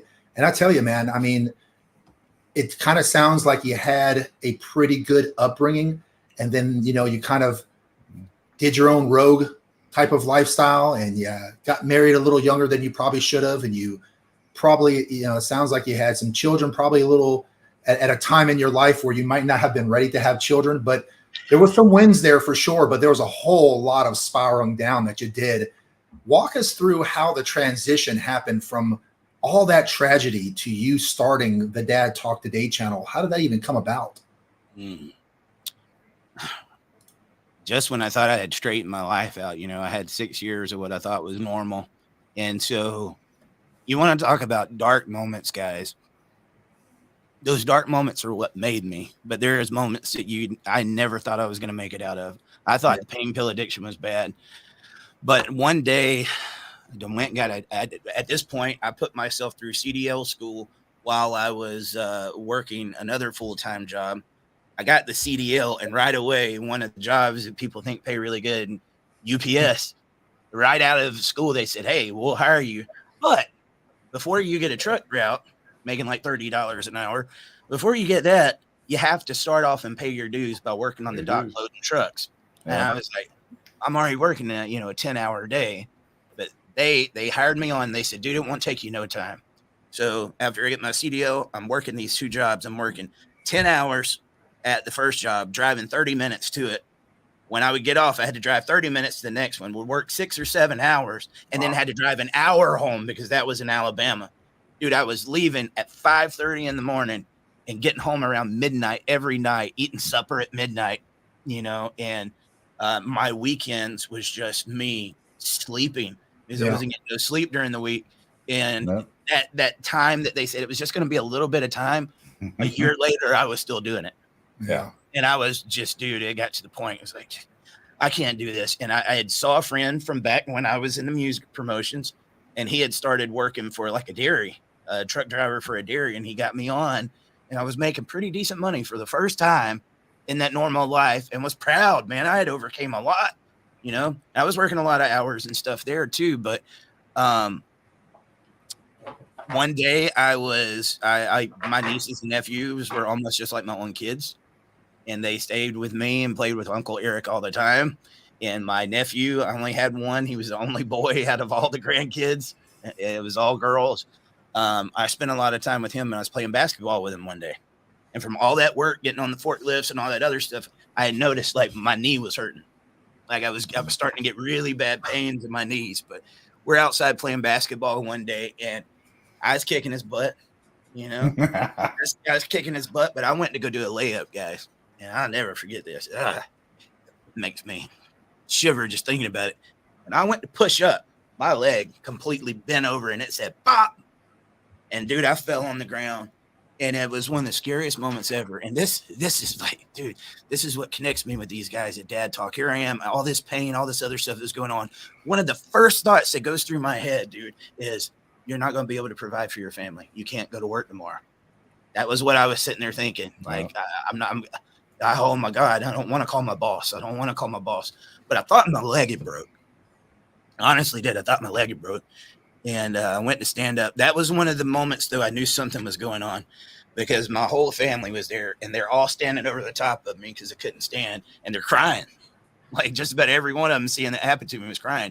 And somebody said, "Go get his wife," you know? So they went and got my wife, and she comes and just stands over me. No emotions, dude. I knew nothing was wrong. Nothing had been going wrong at that point in time. And she just looked at me. She says, "What do you want me to do?" And it was just the coldest thing I had ever experienced in my life, guys. I mean, in the most vulnerable moment, what do you want me to do? And my nephew, feeling sorry for me, loaded me in the truck, and he took me to the emergency room. Next day, I go to the doctor, and he's like, "Oh, you'll be able to go back to work in 3 days. It's just sprained." I was like, "Thank God." Dude, my knee was swollen, guys. You would have had to see it. I still got pictures of it. I mean, swollen. And this guy's telling me that my knee was sprained. So on the day 3 that I thought I was going to be able to stand, I go to stand it, just fall right over like a spaghetti noodle. And so they send me to get an MRI. And the lady that did my MRI, she said, "Mr. Carroll, I'm not supposed to tell you this, but I know you're anxious to get back to work." He's like, "You got one of the worst ACL tears I've ever seen. It's gone." He's like, "You ain't going to work anytime soon." Yeah. So about that day, I find that out. I'm out of work because it happened at home. I'm not getting paid or anything. My wife used to get home at 10 o'clock at night. 12:30, 1 o'clock is rolling around, and it's just right down the road from where she works. She just, some nights not even coming home. And when I would ask, it's because I was crazy. I was trying to make up something that wasn't there. It's all in your head. Yep. Dude, that went on for months. Here I am. Can't walk. This is going on, you know, and I'm just, there were so many emotions going on, dude. Yeah. And I was being told I was making all of it up. Right. You're crazy. And that's when you have to start feeling like Dick Tracy inside of your own marriage, dude. You know, let me tell you, I tell guys, because I've been there. If you're in one of those relationships where you feel like you got to look at their cell phone and find out what's going on, you need to get out. That is your cue right there, because you get those feelings for a reason. We get those red flags for a reason. So most of the time, you're probably feeling that. But if you're in a relationship where you feel like you got to do that, you need to get out. It's pure hell. I lived it, and I went back to it numerous times. But for 3 months, I went on thinking it was my fault and I'm doing something wrong. But I started doing my investigative work. And one day I found a note. It was, you know, from a guy at work. And yeah, dude, one of the darkest nights. Next day, I went to go get myself something to eat.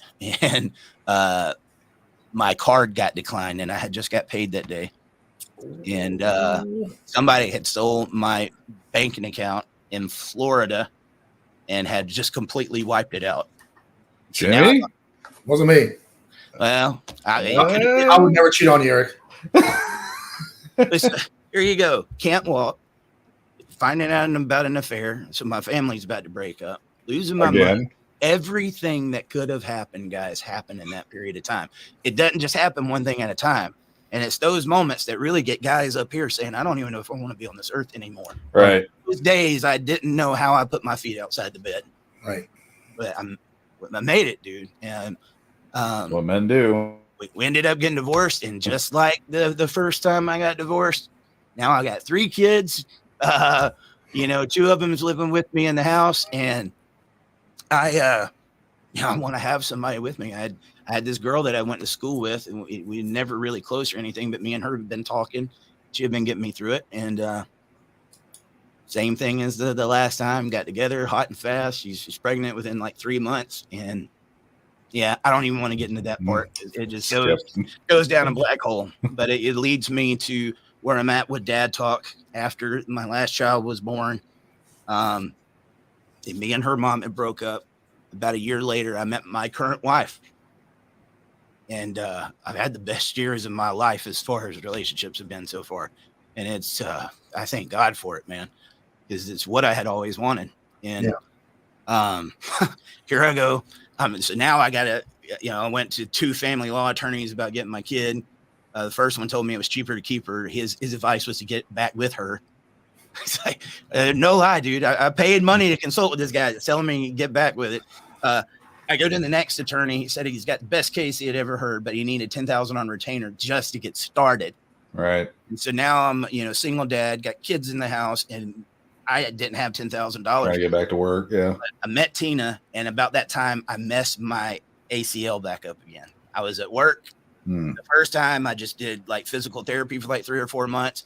But one day I've become an ice cream man at this point. I'm on the back of a -50 truck. And as I was pushing this cart of ice cream, it said pop. And I fell down, dude. I was on the back of that ice cream truck screaming, nobody around. And it took me a good 15, 20 minutes before I got somebody's attention to come and help me up. And at that point in time, I had the surgery. And my wife was there for me every step of the way, dude. Like some of our first dates were me going around in a wheelchair and her putting stuff on my knee. And it was just, I had never experienced anything like it. And I knew she was going to be the one. So about a year later, we got engaged. We was talking about getting married, and I had just got a new job. I went and got a new job because the current job that I'd been with for like 6 or 7 years was not going to be enough for me to do this family law battle. Guys, I kid you not. I am at this new job for 1 month. They promised me management, 9 yards. It was a big company. Nestle. Yeah. Nestle. Yep. Everything. Yeah. No, nobody would have thought this. 1 month. And, at the end of the day, our boss told us, like, tomorrow, they said for you to stay home and to call in. And we was like, what in the world? What? All the veterans was like, man, this has never happened before. When we call in, they said, we're shutting the company down. And he's like, you got like 6 or 7 months. And we'll give you severance pay and everything if you'll stay on, but we're shutting it down. So I was there 1 month. Now I find out I'm losing my job. And that was one of those moments that here I got to go. Every time I think I've got somewhere where I can be comfortable and, just relax and live life a little bit. And now I'm going through another life change. And while I had been working at these places as a truck driver, I fell in love with podcasts. Found Joe Rogan and the wrestling podcast. And I loved him. I listened to podcasts all day long, every day. I had them downloaded on my phone. And I remember when I was going through the family law stuff, with the divorce and everything, I started looking at podcasts on like divorce issues and stuff for men. There was none. Right. And it was one of those things, dude. Like even though like I love the normalcy, knowing what I had did in my past and the people I'd worked with the concerts and stuff, I would be at work, guys, like putting ice cream or something on a shelf, and I'm just beating myself up in my head saying, you were made for more than this. Yeah. When I talk about my life, the exciting parts of my life, I'm talking about 10 years ago, knowing that I've got something in me to make even more, but I'm sitting there, you were made for more than this. And so I started getting the crazy idea. I was like, man, you might be able to do a podcast. You did really good with the concerts and stuff, Nobody's got anything for these guys. Create something for these guys. And it was when I found out what kind of woman I had. I went and told her about it. And she was like, if you think that's what you want to do and that's what you want to do, I'm here for you. Wow. I have had that for 4 years now, guys. There hasn't been a single time where you need to quit that dad. There's times I went to quit dad talk. She wouldn't let you. Hell, you are. I'm as much dad talk as you are. So that's what you need by your side, guys. And so it was just like polar opposites. And so I had people that made fun of me when I first started this whole dad talk thing. It's like, this is crazy. You're losing your job. You're going to start this. Yeah, some of my biggest fans now. But there was a lot of people that doubted. And it was the whole reason this is here is you hear all that bad stuff. being a single dad going through this, dude, there were some dark days when this house that used to have my wife and my kids and was full and vibrant when we was eating supper and everything. Now they're over at their mom's because they're at a different house, and I am sitting in here by myself. Crickets. Those are dark moments. Yeah. And I had nobody to talk to. And the people that did want to talk to me, they hadn't been through it. So they didn't understand. Yeah. They didn't understand no matter. And that's why these guys want to get their story out so bad on the platforms. They know there's people here that understand them. Yeah. But that was where the idea came from, dude. And it just kind of, took off from there. So now all those mistakes and bad choices I made, I use it to inspire these guys. See, look, I made mistakes so you don't have to. Whenever you started the channel, what were your initial goals? Where'd you see it going?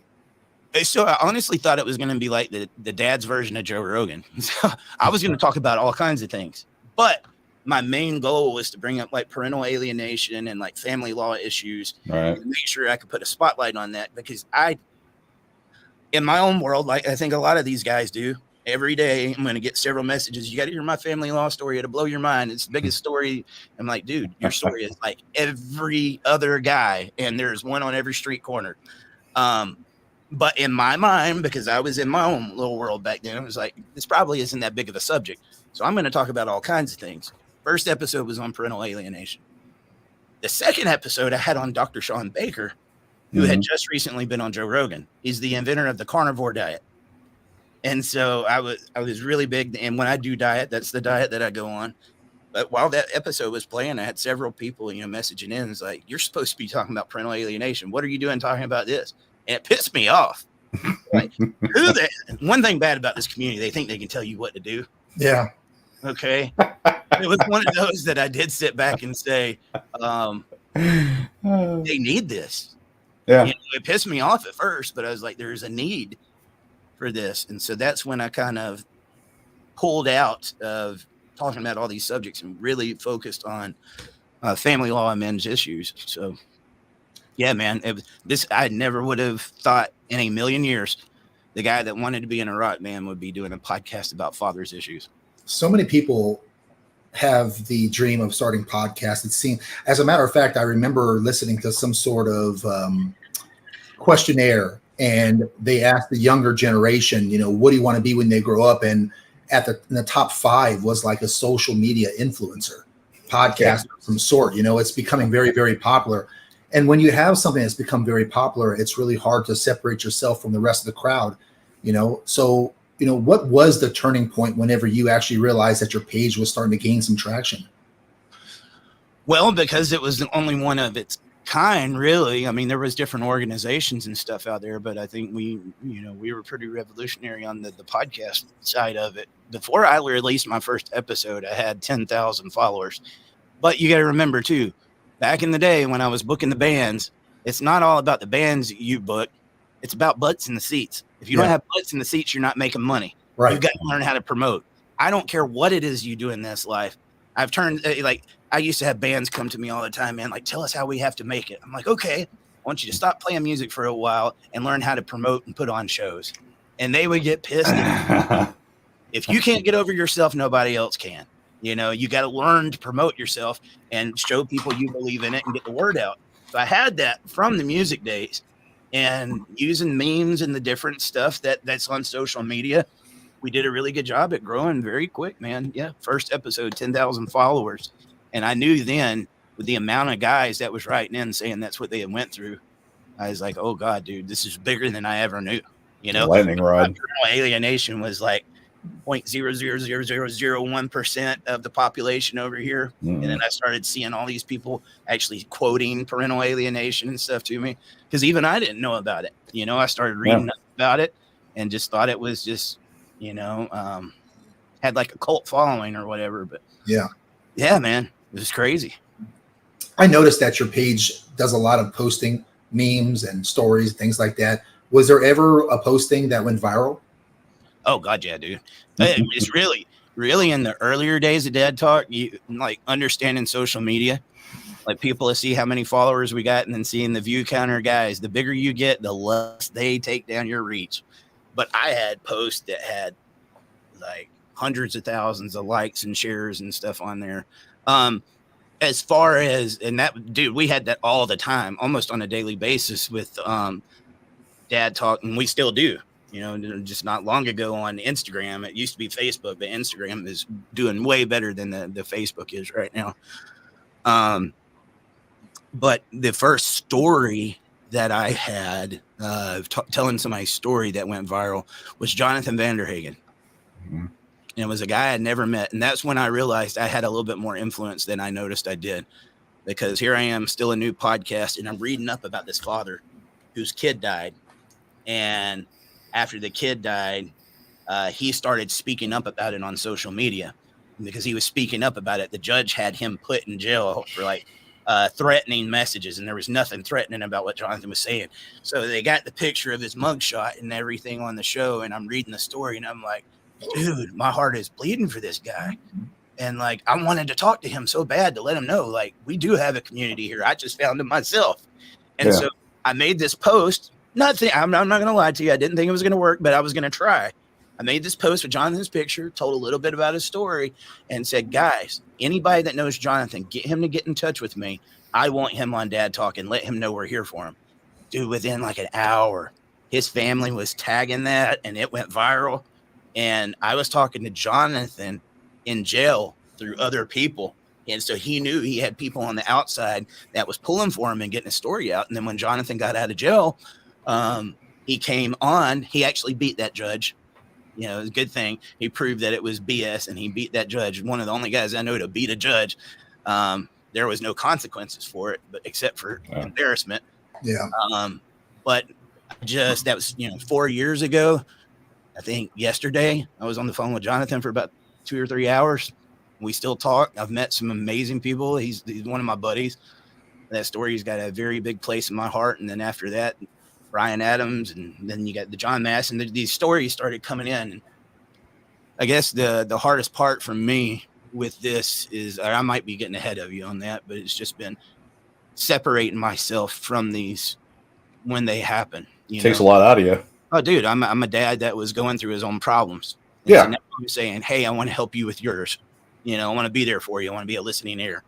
And there's no shortage of people that wants that listening ear and wants that help. Yeah. And you become like a sponge that's soaking all of it in. So before we went live today, you were we were kind of chatting, kind of getting our strategies together for the show. And you told me a story about how it was just last night or the day before, your phone just doesn't stop ringing, and it rang until the wee hours of the morning. 2, 3, 4, 5 o'clock in the morning, like people trying to call me on Facebook Messenger, waking me up. And look, man, I know that a lot of these guys are in pain and they're looking for somebody, which is why I made that support group for one, because no one person can do it all. There is nobody in this movement that's going to be able to talk to all these guys. And it used to drive me crazy because I would try. Yeah. But can't do it. Waking up in the middle of the night. And look, I want to keep that phone open in case when John Mass got killed, I got messaged early that morning. And it was when I was going to the restroom. I checked my phone and saw that John had gotten shot.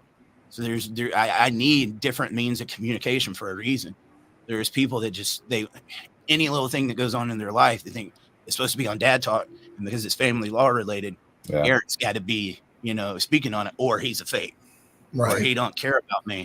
And it's so unfair, dude. I mean, it really is. That is one of the unfair things about that. So maybe one of the reasons we have is because I think anybody else would have left.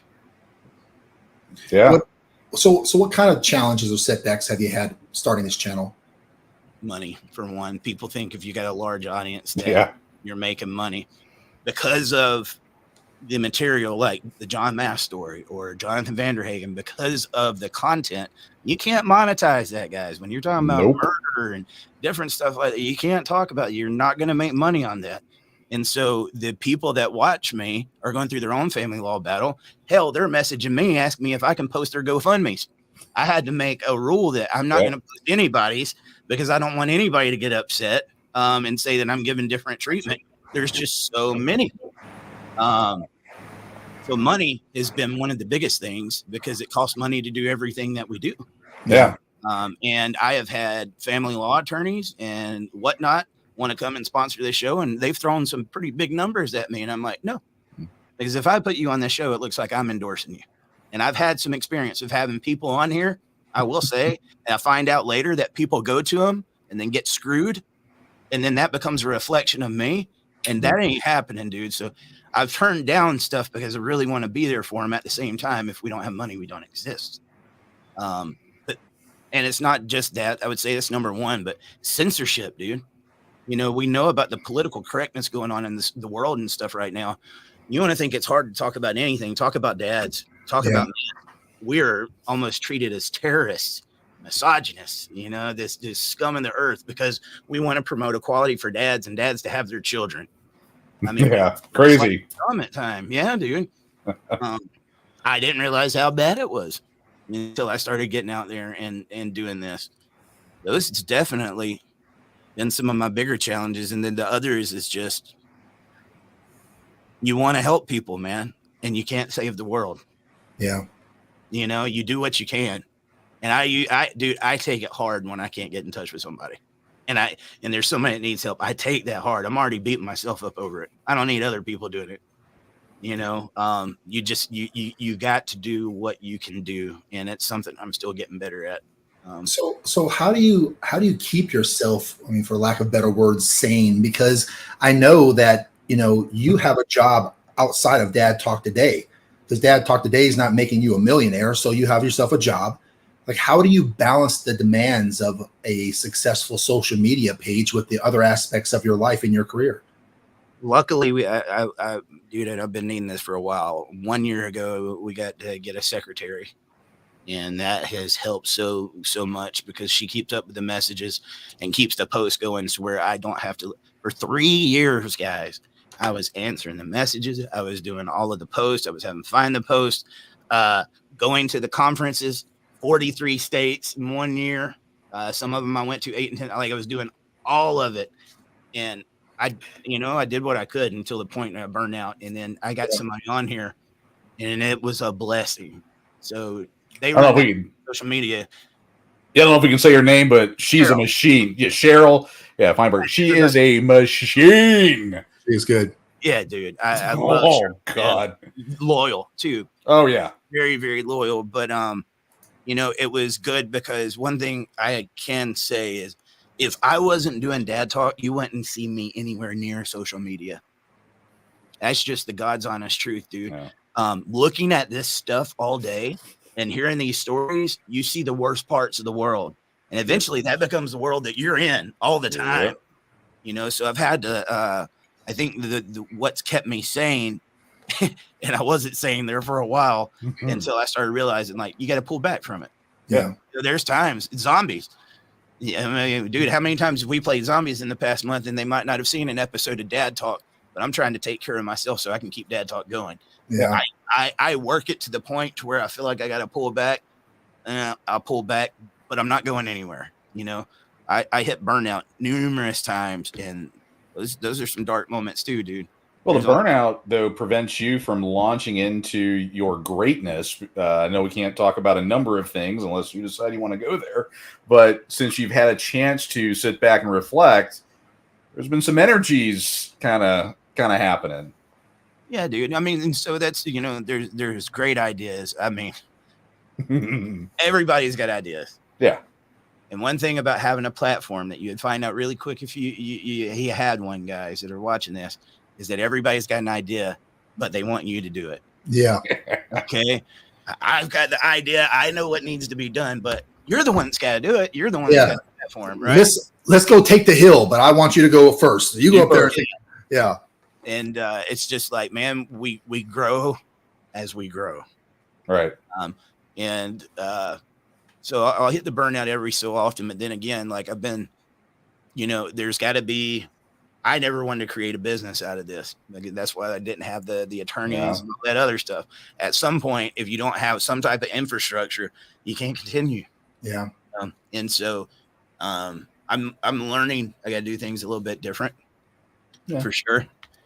And yeah, it's exciting. So as we grow and we get more things attached to the platform, I think it's going to be better for the overall movement. So where does Dad Talk Today sit? How many followers do you have amongst all your platforms now? If you added them all up, it's close to 1.5 million. Wow, that's excellent. There's a lot of people that you're helping, a lot of people that you're influencing, a lot of people that you've probably talked off the cliff metaphorically, maybe even literally.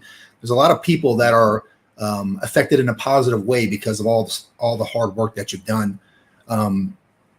If someone wanted to contribute to the show financially or anything, let's start with the financial part. If someone wants to contribute to the Dad Talk Today because they're in a situation where they're doing very well and they love what you're doing in your vision, how could they help? Man, I would love sponsors. If you got a business, entrepreneurs or something like that, dude, let me give shout outs and stuff to you. That way I feel like I'm giving something back. I hate asking. Yeah. And I've got to get over that. I think that comes from being the preacher's son too. So one thing about my dad, and you don't see this with much preachers anymore, guys. My dad was a pastor for like over 20 years. He never took a salary. Really? Never took a dime from the church. All these different preachers and stuff you see passing around the offering plate, my dad never took a salary. At the end of the month, a lot of times, because it was a smaller church, he was putting his own money into it. Yeah. And so I got to see that grassroots, and I take a little bit of that with me. So sometimes the reason I don't have is probably because I'm not asking. But I would like to see something be gave back in return, which we are. We're making content. We're getting people's stories out. But some sponsors would be nice. And then, you got right now I'm still trying to raise the money to finish up I Stand With John too. And that's Venmo, Cash App, Dad Talk Today, no spaces. And I got a long way to go on that. So if you have 1.5 million followers, how many people per month click on Dad Talk Today and watch? It's just hard to tell, man. So say Instagram, just a couple of months ago, we was reaching 90 million people within 30 days. I think it's down to 20 million now on this month. You just never know. You got football and different stuff that's going on. Sure. It's hard to gauge those metrics. And a lot of it's got to do with what's going on. I haven't been doing as much programming just because I've had to take that break. And your best guess, if you were to add the platforms up and how many clicks get on your platform, from how little to how much, what will be your best guess on how many people click in on a monthly basis?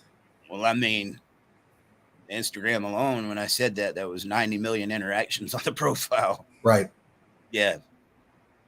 So if someone out there listening to this podcast is a director or a general manager or an owner of a business, and their product has men as the consumer of that product, they could sponsor the Dad Talk Today because you're getting at a minimum 20 million up to well over 100 million clicks per month of people going into your platforms. I mean, that would be a substantial amount of exposure for a company to jump a hold of and wrap their arms around. I believe so. Yeah. Yeah. And we're upfront about why we're doing it. Yeah. So, and is Instagram the best way of getting a hold of you? Like if they want to send you a private message? If you're going to do private message, either Instagram or Facebook, Dad Talk Today, because the secretary does that. Do not write my personal page, guys. Yeah. Do not do it. And I tell you, there'll be somebody tomorrow making a post about how I'm ignoring them and hate them and don't believe their story because I'm not answering my messenger. And it's like, dude, you ain't watching my page. I've told people that all the time. Facebook and Instagram, Dad Talk Today. It will get answered. If it doesn't right away, it will. So let's talk about the future of Dad Talk Today. Now, you don't have to disclose everything because I know you got a lot of things on your mind and it's probably smart to not disclose everything. But where do you see Dad Talk Today going from here? I think one of the things that would be very healthy, not only for the movement, but for myself and everybody, is like I would like to see more topics talked about. One of the hard things that I've had with Dad Talk is talking family law. I've done it for 4 years. We was doing it earlier this year, Dwayne. I think for like 6 months, we did a show every day. Every day. There's nothing we can tell you now that we haven't told you ad nauseum. You know what I mean? I've got to get some other topics going on. So it's kind of, what do you call that? Like, I guess writers get writer's block. It's like, we got to diversify. Diversify, yeah. And so there's other things like music. So I've been making a lot of posts here lately, and my wife burst in my bubble today, like really bad. And so I think my post this morning was about men. Don't ever give up on your dreams. I had a post that I made last week. I was like, how many of you men actually pursued your dreams, and are you doing what you always wanted to do? I think out of, a couple of hundred, there was maybe like 2 or 3 that said yes. And I said, how sad is this? That these guys that had these goals, they had these dreams, have went their whole life, and they're not following them. They've got that void of purpose. I'm just a provider now, and they forgot their dreams. Right. So since then, I've been making like these inspirational quotes and stuff in the morning about chasing your dreams. And Tina looked at me this morning when we was on our way home. She's like, "So are you chasing yours?" She knows. I love her. Music, and that one hit it, man. Yeah. I mean, this is my heart now. But do I? Yeah, dude. I mean, I have fun when me and Dwayne get to rolling about like nostalgia and different stuff. There's other topics that we could talk about. And I think that would help with the burnout too. Yeah. I mean, because if all you're consuming is these stories and that's all you're talking about, that's all that's in your life. And eventually that's going to hit a wall. Right. So, with us being men saying, hey, we've got nowhere where we can go and celebrate being ourselves. There's lots of things that make a man, like, dude, sports, you name it. I'm not a sports guy. But I'm a fighting guy. I like boxing. I like MMA and stuff like that. So I guess that's sports. It's just a different type of sports. But there's all these different topics, and we should not put ourselves up against the wall and say this is all you can do, because I think that hurts everybody involved more in the long run, to be honest with you. Yeah. Yeah. Tell us how you and Dwayne met. So I know it, Dwayne, but I'll let you start. No. Let's see if you remember. It was a dark and stormy night. Was it the gay bar? Is that what it was? It was a Blue Oyster call. Dun, dun, dun, dun, dun. Our eyes met from across the room and sashayed in. When one beard brushes up another beard. There you go. And we were comparing Grecian formulas, who had the best one, to keep our hair from getting gray. Wasn't it the Henderson store? It was actually, I think, before that. I'm trying. Are you sure? Maybe it was partially. I think that's when we really started going. But it was, I think, somewhat beforehand. But yeah, I know. I mean, the Henderson story really kind of cemented because I was really boots in the ground and trying to figure out how to help him out, and of course, all the things that were going on that really kind of cemented in. But it was even beforehand. I think we're just kind of just kind of shooting the ball back and forth. And it's like, hey, you want to come on the show? And I'm like, yeah, sure. And then love was born. No offense to anybody that's ever been on Dad Talk, but every so often you get that interview that's kind of hard to do. It's a lot. I'd say the majority of people that came on Dad Talk had never been on a camera or a microphone before, so they're nervous. Yeah. I mean, this interview has been painful. Yeah. So, but when Dwayne got on, I noticed it's like, this guy's pretty good. Yeah. And so I think I like having more than one person on the show, because it's switching up flavors every so often, not the kind of flavors Dwayne switches up. Yeah, it's, and I really liked it, man. So I think he made a really good fit, and it's good. Well, and part of that too is, again, 4 years of doing this, I need somebody to help me with topics and things to talk about and stuff like that too. It's fun to have it when you're sounding more like you're having a conversation. Right. Yeah, we were bouncing ideas off of each other. The conversations flowed easy, and I brought a certain kind of humor to it, and into a very dark topic. Obviously, I'm a data guy. I'm a nerd. I mean, all those things, and similar yet different backgrounds enough that kind of it all just kind of locked together. and worked out well. I tell you, one thing I learned about Dwayne, he might be self-proclaimed nerd. He might be self-proclaimed data guy. And he is, right? But usually those types of people are very introverted. They have very bad social skills. Dwayne is a guy who comes up with a lot of great ideas. The man's brain never stops. I mean, hopefully whenever you and Brandy are getting it on, you're at least focused on that. Because Laura, I don't want you to be thinking about Eric and I in that part of it. For all 10 seconds. All 10 seconds. Yeah, there's not that long that we need to work. So many ideas in 20 seconds go through his mind, It'd be interesting. It's my brain. I gotta say, it works weird because I get some of the weirdest ideas, and I am an introvert, which is weird. I would classify myself as an introvert, but like in the real world, I'm a Scrum Master project manager. So I have teams like all over the world, and I have to get people that normally don't want to work, and they all work remotely, so they definitely don't want to work, and I have to get them to produce and code and do different things.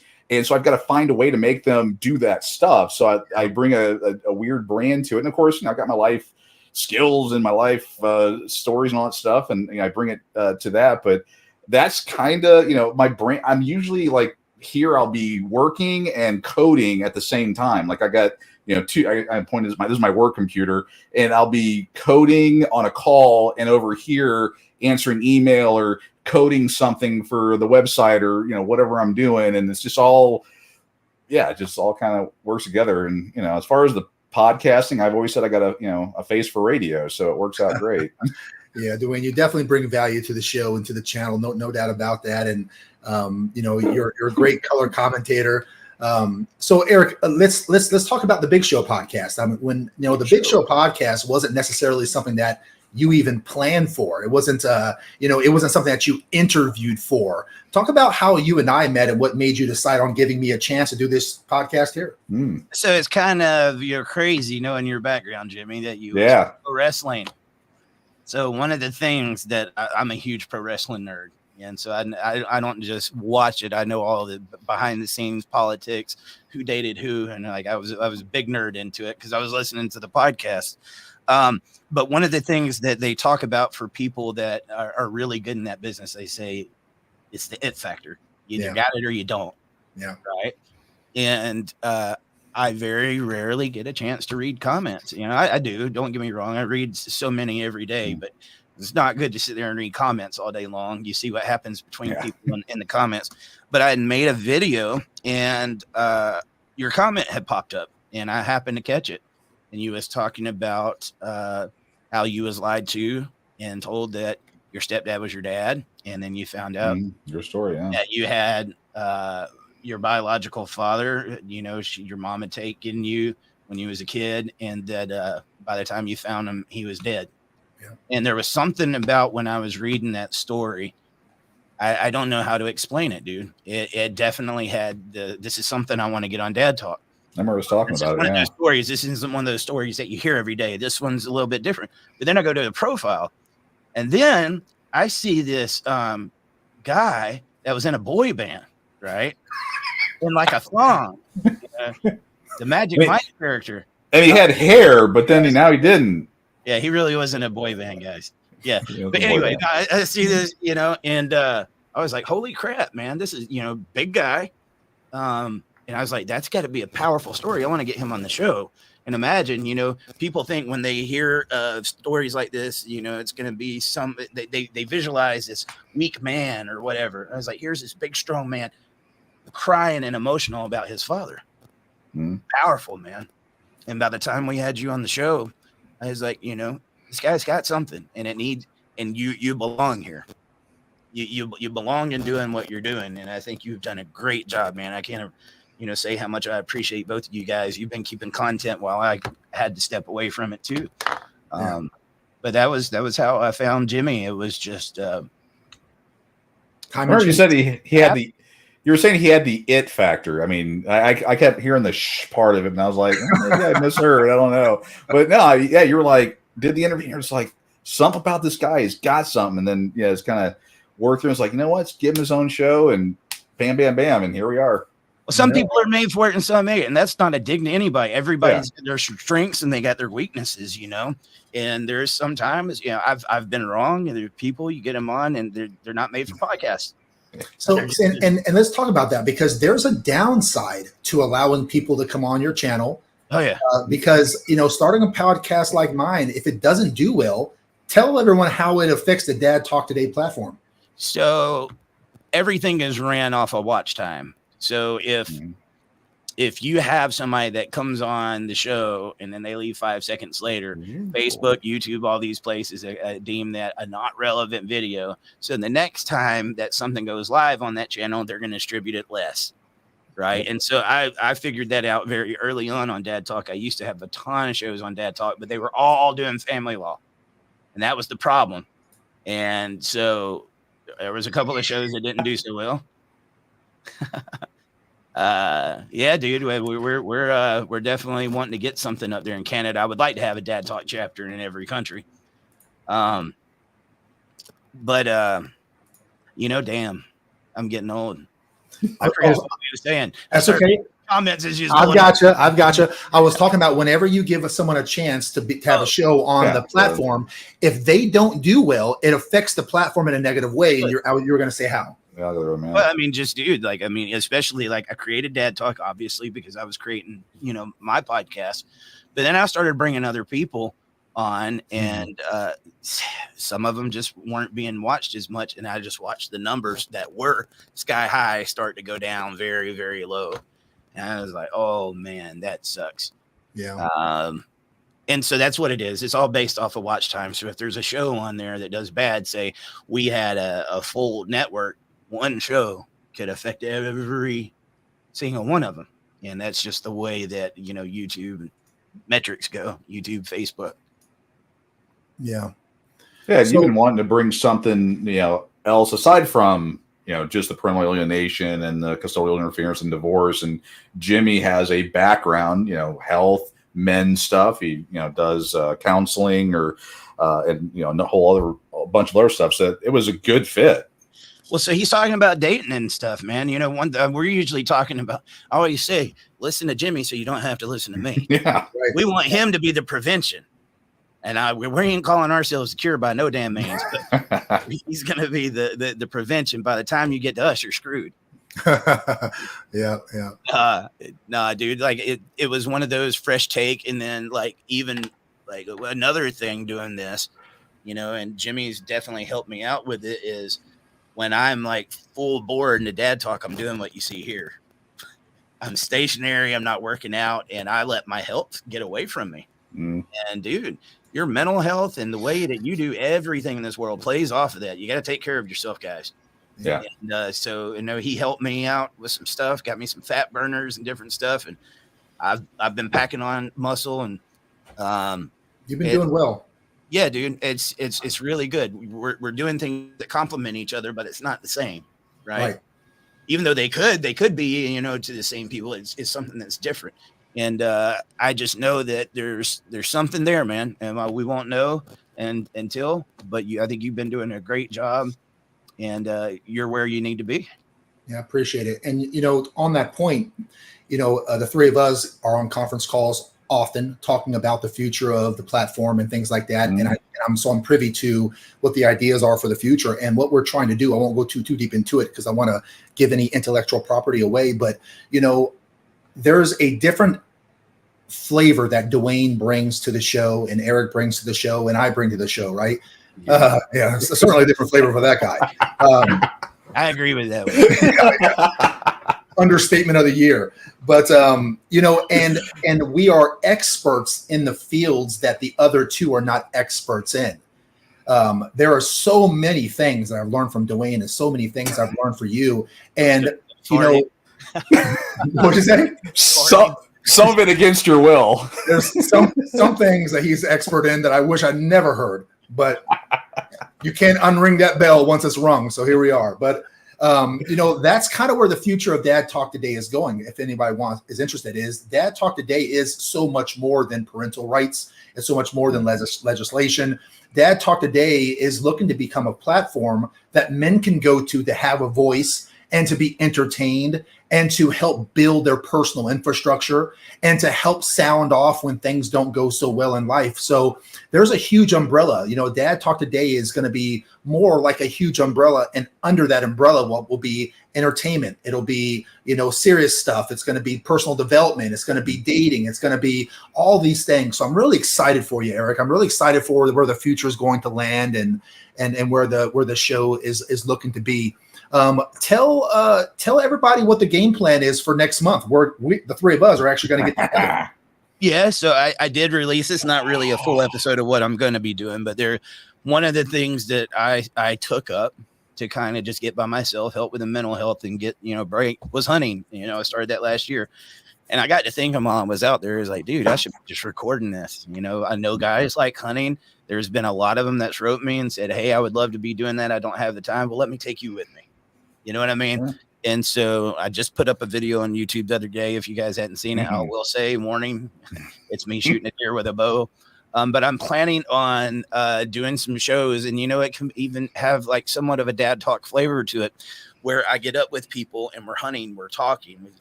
Like the whole reason I took up hunting was because my wife's dad, veteran, he was in the service for 24 years, guys.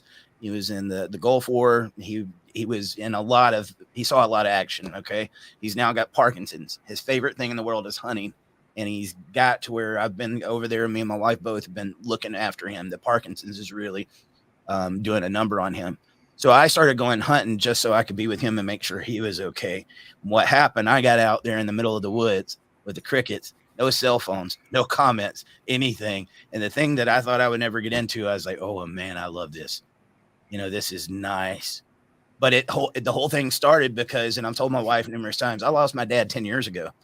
But that doesn't mean that I don't still need masculinity. You know what I mean? That I only get it from my dad. Now me and her dad have gotten super close. So to be there with him, talking to another man, he's been through these issues too, guys, like the dad talk issues. And so there's been times I've asked him how he got through it and different stuff, but just that camaraderie that we have with men. So it's family based. But next month we will all be getting together and going hunting.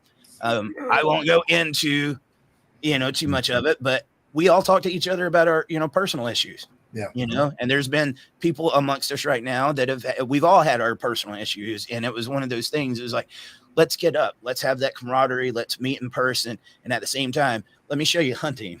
This is how I want to hand that over to these guys so they can see some of that, peacefulness and zen that I've been experiencing with this, but we're going to film it. We're going to make it entertaining.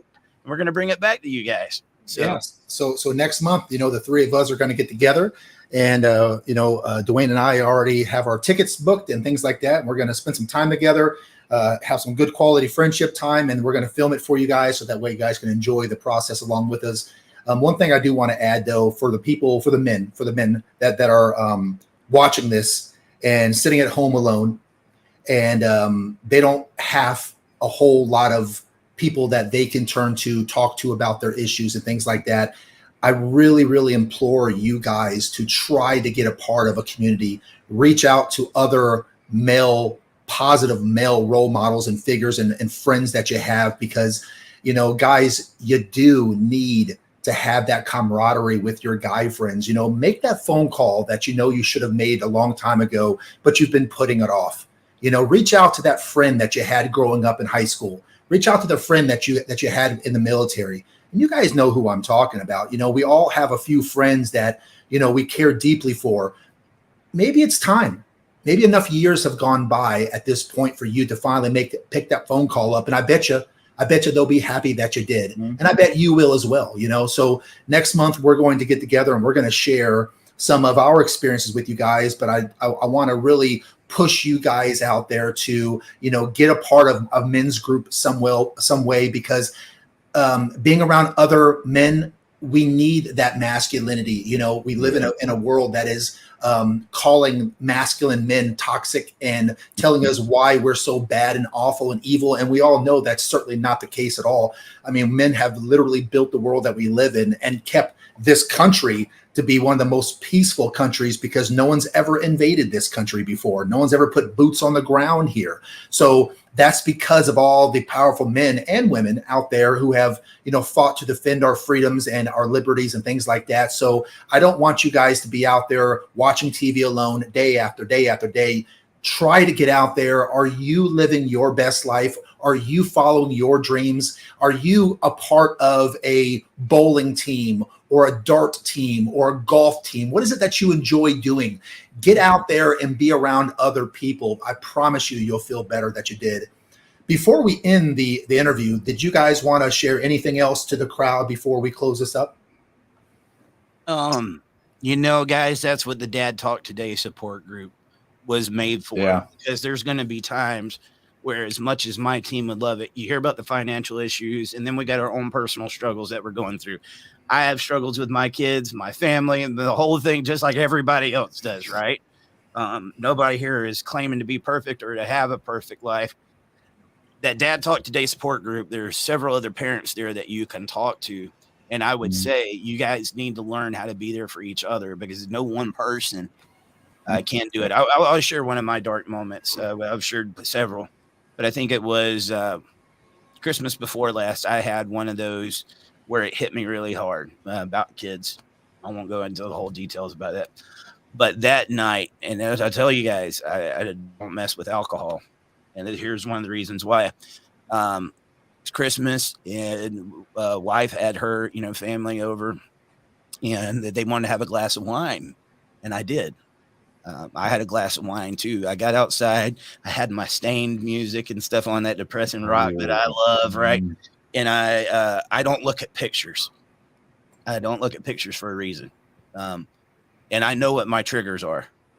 But here I am. I've had that glass of wine, and I look down and I see a picture of my baby. And that glass turned into 3 bottles. And I sat there crying my eyes out, and it was one of the worst moments, because I was like, here I am. I've been building this platform, and I want somebody to talk to, and I don't know who I can call. That sucked, dude. It sucked. It's like I use every day trying to do this. So I know what that feeling is like, and there could be that guy right now. You know what? A simple "I believe in you," or these little inspirational quotes and stuff that are going out, dude. It might not seem like a big deal to you, but for that guy that's barely hanging on, okay, that just don't know how he's even going to wake up and get out of the bed, that guy, it can mean the world to him. Yeah. So being there for our brothers. Our guys are depressed. They are deleting themselves at numbers we've never seen before, guys. Yeah. So making sure that we're having positivity and brotherhood is going to go a long way in fighting this thing that we're wanting to fight. Yeah. In closing, Eric, I want to tell you something that someone should have probably told you a long time ago. And if the audience will let me, I'm going to speak on behalf of all the great fans of Dad Talk Today around the world. And that is, in life, you'll find that people will have all sorts of opinions about you. Some may say you're too much, you're too loud, maybe too emotional, or maybe too intense. And then others are going to say that you're not enough because you're too quiet or too reserved. But here's the thing. Their opinions don't define you or your worth. They never could. Because, Eric, you are important. You are more important than even you might believe sometimes. And some may not comprehend your story because it's a really, really challenging story. But that doesn't mean your story isn't valuable. Your worth is an unchanging factor. You are uniquely yourself, and that is beyond special. So, Eric, when you find yourself doubting, keep this message close to your heart. You are the only one that can be you. And that, my friend, is your power. You don't have to fit or change to what others expect. You were never supposed to be like everyone else, Eric. You were meant to be you, and you are vitally important to so many people out there. Your uniqueness, it contributes something special to the world and to the people who are lucky enough to truly know you, like Dwayne and I. You're special and you're important, and you mean so much just as you are. So on behalf of Dwayne, myself, and the millions who tune in every month, thank you. Thank you for going through the pain. Thank you for reaching rock bottom. But more importantly, thank you for never giving up. I want to thank everyone for tuning in today for today's episode of The Big Show, hosted by me, Jimmy Smith. I really appreciate hearing you guys in the comment section. On behalf of my co-host, Dwayne Ward and Eric Carroll, keep pushing to be the best version of yourself that you can be. We'll see you here on Dad Talk Today every Sunday, 7 p.m. Eastern, 6 p.m. Central. Until then, and next week, you guys have a great week, and we'll see you guys soon. Take care.